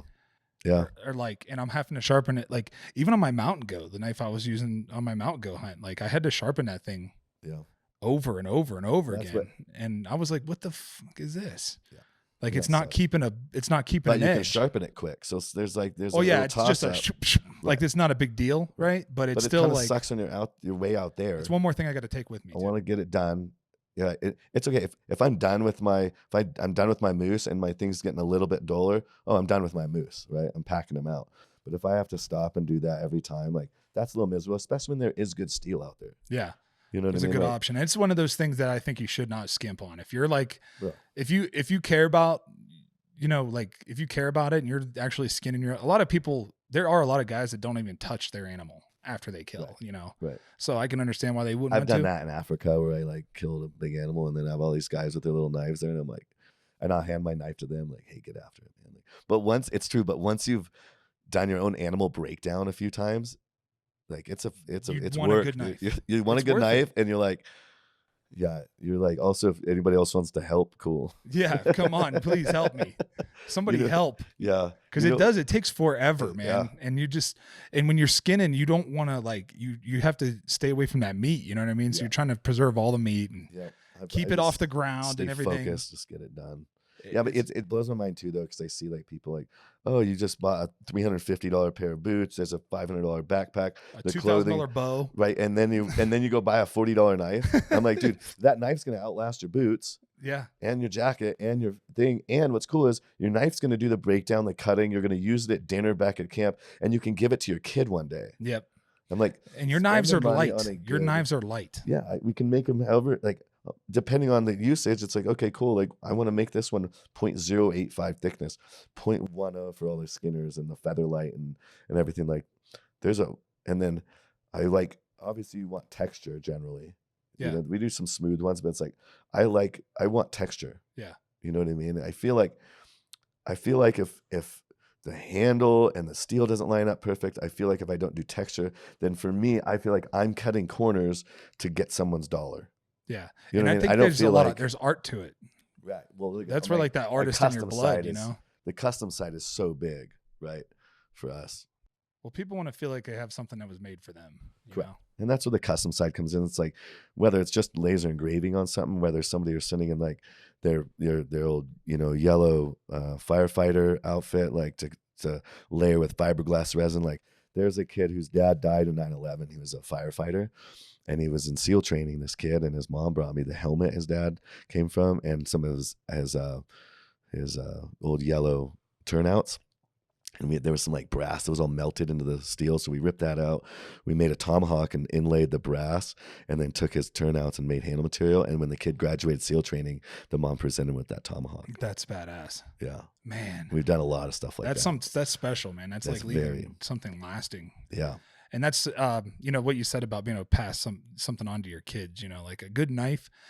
You just don't see people doing that anymore, you know, like a grandpa, you know, handing down a rifle or a knife. Old buck knife. Yeah, the old, here's my old skin. I love knife. it. Even though, like, I'll get guys who come in and they want me to refurbish their old knives. I'm like, absolutely. Like, he's like, oh, I got it from my dad or my grandpa. Like, I don't care what it is. I was like, I'll absolutely refurbish because I believe in that. Like, I believe in handing that down. I believe you have to think that in history, the best thing you could give somebody that you cared about was a knife because it was a means to protect and provide for their own family. And it was like the ultimate gift was me giving you a sword or a knife or a tomahawk or something like that, because now you had this item that you can hunt with and kill with. You can protect and provide. Yeah. It was the coolest gift ever. Yeah, it is. You know, it is special, man. It's a company that I'm really proud to be a part of. Because I'm stoked you're coming on, man. I really appreciate that. It's like, we'll do some fun stuff. Yeah, it's gonna be a blast. And you know, people, I highly suggest you go and check out just your collection. You have because it's not just you have like the kitchen set. Your kitchen sets are fucking unbelievable. Yeah, I need to get one up here for you. They're so cool looking, you know. And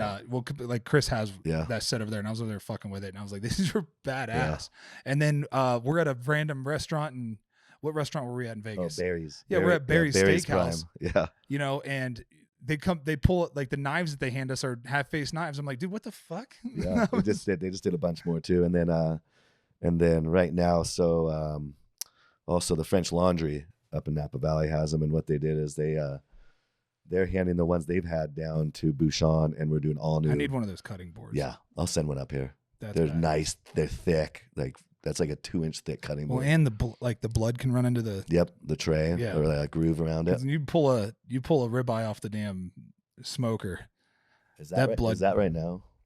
Oh, so tomorrow, see 1 day, 2 hours at the top. Every Saturday at 12 p.m. Pacific time is a new drop. So this is how we do it. So I close the books for the wait list because we have about a 2-year wait list at all times for people who want knives, and we want to make them the way they want. Yeah. Because people have gotten just crazy what they want, right? And then what we do is every week we make whatever we want till we finish everything on Friday. Everything on Friday we take pictures of and we put on the website. So on 12 p.m. Pacific time every weekend it goes live. And how quick does that sell out? Quick.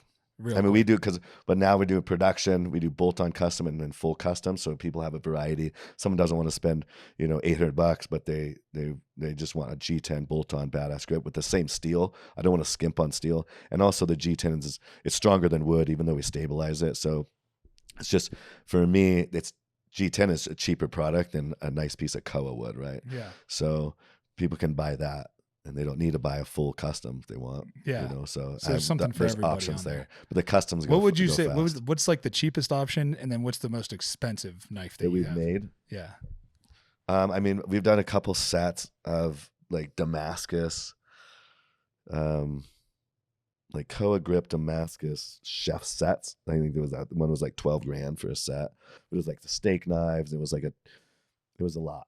But we do some gnarly badass tomahawks. They're like around $3,000 each. Yeah. And then we have some knives that are, $300. And how many team guys are carrying tons your knives? A lot of soft guys, a lot of Army, Marine, Delta. There's a lot. Yeah. There's a lot out there. Do any of those guys carry tomahawks? Yeah. And a lot of guys like their custom stuff. Of course. You know what I mean? Like not everybody is wearing the same black combat boots. Like people like their cool shit, right? And people especially love taking your custom knife to war, like that. Now it's even that much more meaningful. Oh yeah, because now when you bring it home and you pass it down. Yeah, I was like, one guy for sure. I'm trying to think. There was another one. He had me do a meat cleaver, attached to his gear. That wild. That's crazy. Yeah. Oh man, I wonder how many times you used it. I don't know. That's nuts. Better not. I'm sure that's a secret. Yeah, it's probably not supposed to have a meat cleaver. It's for breaching, dude.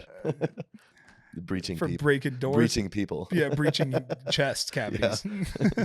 Just in case. Breaching jugular. Yeah. What is So where do you see like the future of, because you guys just opened up a new shop too. So I just bought a place. We've been looking for 5 years to buy my own building because renting sucks. You're always paying somebody else's dream, right? So finally found a place, was able to buy it. We're starting to build it out. I'll have a showroom, which will be really cool. Never had a nice showroom before where I can show a lot of the old stuff, and I'll have I'll have some of those original knives the guys own, send in, and we'll put them out so people can come and check them out and kind of see everything we work on. I like when people come to the shop. You could hold some of those old ones on consignment for those guys if you wanted. Right. If someone wants to give them 26,000, 30 grand. Right. Yeah. Some cool photos there. Yeah. If you go down, you just start seeing so many of the customs, and they're just so badass. Little daggers. Yeah. There's a chef set with that. The chef set is just fire. That's, yeah, it's gonna be ironwood, and those ones for ball and buck, but ironwood. Giraffe bone, turquoise with gold web. Real beautiful mosaic pins. I'm always interested in like these custom things that people do. So, oh yeah, you know Toehold, right? Yeah. So you know, AG.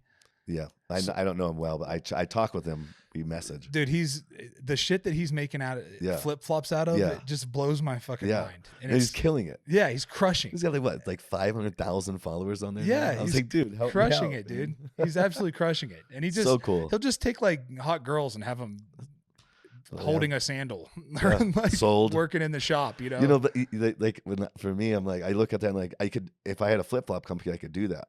The only way to legitimize a fucking knife is when a real hunter or a real Navy SEAL or a real chef is using it. You know what I mean? I'm like, damn it. If I took a chef set and just had I don't know, when Whitney was using my chef set, I got some followers, so that's I'm good. sure. But at least he was using it, not, you know, a chick in a bikini with holding the knife like this.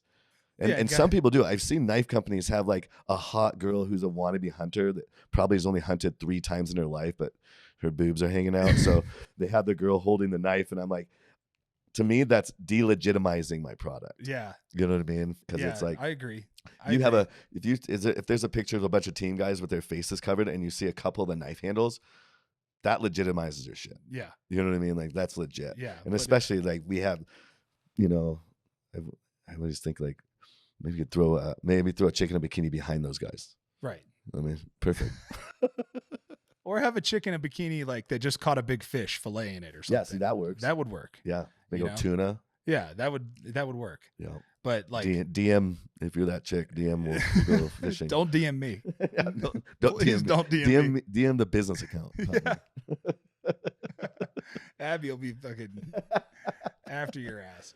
Yeah. She'll be like, how come I'm not the bikini girl? That's what we could just get Abby and Whitney to wear bikinis and carry knives around and see if we'll go fishing. We'll just test. Perfect. Just do a test run. And see if I sold 10 more. That probably works. Sold 10 knives.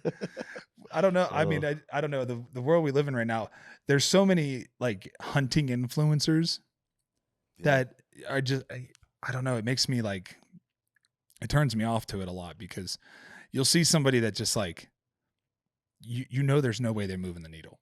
Like there's no way that person is actually selling. No, but they have a lot of followers, so it comes I almost off like that way. cringe at whatever brand is showcasing them. You can tell they're not really a hunter, and the brand just wants their following, and it kind of bums you out because there's legit badass hunters who, like I would rather see with getting support or some free gear. Yeah. You know what I mean? Yep. Like legit. And obviously it takes a while, but like there's a lot of incredible hunters that have been hunting since they were, 5, 6 years old, and actually know what they're doing. Yeah. You know what I mean? But, and I'm not saying there's not those guys out there. Right. Like there's a lot of, like Remy Warren, that guy's an absolute killer, Incredible. And, yeah. Corey Jacobson. Yeah. this dude's got like a 90% success rate. It's insane. On elk hunts with his bow. That good. Like that's dude. Right. It's those guys are professionals. The average, when you look at it like a unit in Colorado, I'm just using Colorado because I live here and I hunt here and I know I love it. How hard it is to hunt here. Yeah. But even in a good unit, it's like 11% success rate. That's wild. So think about like how good he is at but he'll tell. I had him on the show and he talked about how many years it took him of failing. Well, and to learn what they figure out where the animals are and why. Like the season could be late or early, and he'll be like, okay, they're going to be here. Like, you can fucking go shoot your bow every day and be incredible. I mean, look at, I know there's a lot of people who dress in their cami and shoot their bows at targets all day and have hunted once in their life, right? Yeah, they go to Total Archery Challenge and then wear all the cool Gucci stuff. But like, do they really hunt, or they hunt once a year? good on him. Like I'm really happy what Joe Rogan has done to the hunting world out, like bow hunting, because look at all these brands that are being successful now. It's awesome. I love to see the support. A lot of it is hunting isn't just go out with your bow and shoot. Like you have to take time off work. It's fucking expensive. Yeah. You know what I mean? Your wife's gonna people be pissed fail. You know what I mean? It's like, it just takes a lot to do. Yeah. And then finding the animal is the hard part. Like you can go shoot your bow in your backyard at 100 yards and probably become amazing. Well, now you're in the woods, you're on a hillside, there's wind. Do you know how to track the animal? Do you know Do you understand where you're at in the wind? You understand the morning and evening where they're going to be at. Like the hard part is finding the animal and then be in a position to take that shot with a bow, especially. And then knowing how to break it down, haul it out. Like, yeah, what do you do once you kill it? Right. You know, it's a lot of people don't. Yeah. I think they'll kill something and then they'll be like, oh wait, I'm here by myself. Yeah. How are you supposed to get a whole elk out by yourself? You're going to be taking 4 or 5 trips at minimum. Yeah. Minimum. Yeah. So like there's a lot of planning that goes into, there's a lot of planning. That's why I love it so much, because there's so much planning that goes into it. And you're usually going to fail. Possibility of failure is always there. I mean, dude, I've got skunked on elk twice the last 2 years because I just couldn't get within bow range. Like I just could not make it happen. And then like when it does happen, it's like about to happen and the wind will switch. It's like, oh, it's about to happen. Oh. And then the wind switches. It's like, damn it. Or a bad shot once in a while. Or a bad shot. Yeah, I took a bad shot. I mean, I took a long shot this year on the last hour of the last day at 86 yards. And I'm comfortable shooting that far because I do it all the time. And so what I didn't take into account was the wind. I didn't think about like distance. At that distance, like that the wind would push my arrow 4 inches. I didn't think that would happen. Oh yeah. So I like tucked it in right behind his shoulder and come off the front. And it was like, it looked so good. I'm just watching it fly and it just like hit him. Slows down. It's being affected by the wind. And it slowed it down and it hit him in the breastplate, like 4 inches to the left, like right in that corner right there. And it hit him and he like shrugged it off. He like shrugged the arrow off and like kept running around, like chasing he was chasing a cow, totally fine. And then I'm standing there and another bull comes and just stands there and stares at me. And I'm like, what the hell? I'm like, what the fuck is going on? And cause I didn't, but I could have knocked another arrow and shot that one, but I didn't know what had happened with the other one. Right. You want to make I'm not going to kill 2 bulls. You know, I'm not going to kill another bull. I was like, I don't know what happened there. I just, all I saw was an arrow hit him and then he shrugged it off and he kept going. But it might have penetrated and he just like, you know, that happens. Or it'll dig in further if he's moving. Like, you don't know. So I go out there and I look at my arrow after like, or no, I go back to the cabin, come back down the next morning and find the arrow, not a drop of blood on it. Dang it. Not a drop of blood anywhere he went and walked around at. Of course. Cause he did kind of like limp a little bit, you know, but then like seriously, like 3 or 4 minutes later, he was just fine. Normal. Screaming. He had a little stick in his side. He wasn't going to come back over there. That's for sure. Cause you know, man, some of those animals, you see pictures of like deer that were like grazed by a thing, like their whole back would be flayed open. Yeah. Still alive. I've seen a whitetail get its stomach, like an arrow go across its stomach and cut his stomach open and then run around for like 2 miles with its guts hanging out for like 2 miles. Tough. Like it's running into the brush and getting it caught up in brush. And I'm just like, dude, what the fuck? That's why, man, like as a bow hunter, as a hunter in general, you have to, as an outdoorsman, like if you're going to shoot an animal, like you better be sure you can kill it. Like it's just like practice. You want to be as humane as possible. Right. That's the whole goal is to give it a better, your goal as a hunter is to give that animal a better death than it would have had in the wild. Eaten by a mountain lion, suffocated. Yeah. Getting eaten asshole I know first. People are like getting, that's not so bad. Anyway. So being able to take those shots, like, you know, if you're really good on a rifle and you shoot 1,000 yards all the time, like the first elk I shot was 1,003 yards. And I'd been shooting a lot. See, I would never feel comfortable doing that. Well, I mean, he's a sniper. I did so much sniper ops. It's like I was comfortable shooting that, and I smoked it. There was no issue. Didn't miss. I shot him twice. But the vapor trail is fun to watch. Yeah. There's so many good videos on YouTube, but like I'm shooting my bow. I'm mainly bow hunt now. But it's also a rifle hunt, but like bow hunting wise, I think the longest I shot when my longest was maybe 55 yards. Yeah. You know what I mean? But well, that's where I'm trying to get to. I'm trying to get inside 50, you know? Yeah. But it doesn't always happen. It's hard to make it happen. Yeah. Because they're fucking smart. Yeah. You know, they're not stupid. The bulls can be dumb, but they always have cows with them. Try to run up next to you. That's awesome. The bulls are dumb as hell. They'll do dumb shit, but it's the cows that they're with. Yeah, they'll give you away. They give you away every time. And that's kind of what happened to me this last fall. But in the fall before that, it was another hunter. You know, I had worked on this bull, worked him for 3 days straight. And then I was putting in 8 to 12 miles a day, just waiting for an opportunity, you know, just like putting myself in position. I wasn't even calling to him because I knew he wasn't going to answer calls. He had cows. He had like 120 cows. Yeah, it was unbelievable. I'd never seen anything like it. And finally I caught him in a position where he had ran into another herd. So he was like having to like chase other bulls off. Yeah. So I was like, this is perfect. He's going to get tired. He's going to lay down and I'm going to be able to put the sneak on him because he would not talk. Yeah. He would talk twice a day. He would talk once in the morning. You'd hear him scream. Yeah. Because I'd put him to bed and I'd get in there in the morning. I'd hear him scream once, and then that means he's getting up to get his cows, and he's going to start moving. So let's go ahead and get our wind right and find out where he's going. And then we'd try to cut him off later. Never would work. You know, just do everything we could not to booger him and let him know we were there. Sure. But then the third day, I finally catch him in like a rut fest, and he was in there screaming, going crazy. And I'm like, hell yes. Well, he was mad because there was 4 other bulls in there trying to take his cows. Yeah. So he was like chasing him around. And then it's funny because you could tell he was like really old and mature and smart because he kind of like positioned that he pushed those bulls all into like the same area and they started fighting with each other. Great. Dude, you can tell those bulls. Sometimes I've had bulls and they won't yell, but they'll just be like, yeah, just go, and chuckling. And you're just like, and they'll come out right at dawn or right at dusk. So you can't tell how big they are, but you know they're big. And yeah. Like, and they're growling. They make like a growling sound. It's so cool. They're so cool, dude. It's so crazy. It's so rad, man. And then when you can see them and you can see their stomach moving in and out, and then they're like pissing on their necks, and it's just the coolest. I talk about this all the time. Poor Avery's had to listen to me talk about elk pissing on themselves and screaming at each other all the time. But I love it, man. It's like if you've never experienced it, that's what I love most about elk hunting is like watching them interact. Oh, it's amazing. I always feel like a sense of sadness after I shoot one because I'm like. Because they're so beautiful. They're so cool, man. They are, man. I'm always like, but they taste so good. So it's worth it. Well, you're providing the best meat for your body and your friends and family, and it's like, you know, hunting's sad.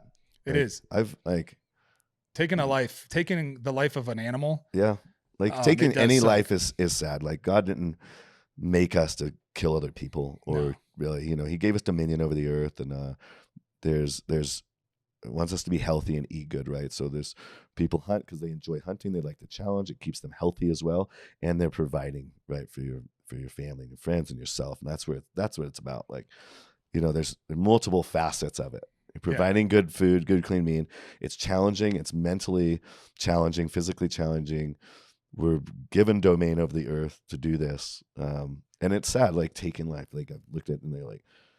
It almost looks like your elk is crying, he's dying, and you're like, man, that sucks. I'm, like, I'm sorry, dude. Like, but you know, it's the life and death, and we're gonna use all your meat. You can provide so much nourishment. You know. So. Yeah, you got to do right by the animal once you take its life. Correct. And take every ounce of that meat. You know. Yeah. Oh, I was talking to somebody about Rocky Mountain oysters not too long ago. And I hadn't had them, and my buddy was like, "Oh, okay, you should get some." So I was like, "Okay, cool. I'm gonna go buy some elk nuts, right?" So I go online, and I found this website that sells bison balls, and so I was like, "I'll just get one of these." Pretty much the same thing, right? So I'm looking, damn, why $32 each? That's crazy. I wonder why there's so much. And I was at work on my computer, and I was like, "Okay, I'm gonna buy 4." So I buy 4. I was like, I'll buy one for me, I think one for like Elliot, my buddies, you know. I was like, you're gonna eat one too.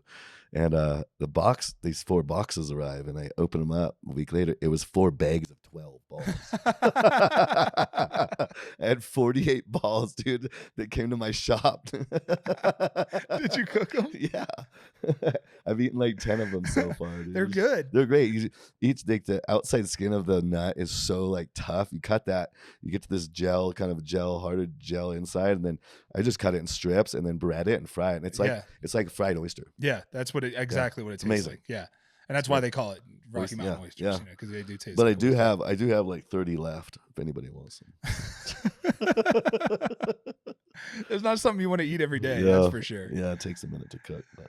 Well, shit, man. I appreciate you coming on. I think we're gonna go grab a workout now. Cool. Get after it. So awesome, buddy. I appreciate you coming on, brother. Thank you. Thanks for having me. We'll do some fun hunts this year and do some filming and crush it. Hell yeah, and make some fucking badass knives. Yeah, absolutely. We're gonna. I'm really looking forward to making a knife that like because I just haven't found one that I love yet. You know, there hasn't been one that I love out there that I like. I can use it over and over and over again, and I'm really hard on everything, so I need something tough as shit. Well, what you do is you start looking up knife styles that you like, and then you take that and we start drawing something. Then we'll have the Wolfe edition half-face blades. Yeah, so keep an eye out for that one, guys. Yep, absolutely. Cool, man. Thank you. All right. Thanks for listening to the Wolfe Untamed podcast. Be sure to check me out on Instagram, DerekWolf_95. Check out the Wolfe Untamed podcast on YouTube. You can listen on all the other platforms, as well as DerekWolf.com.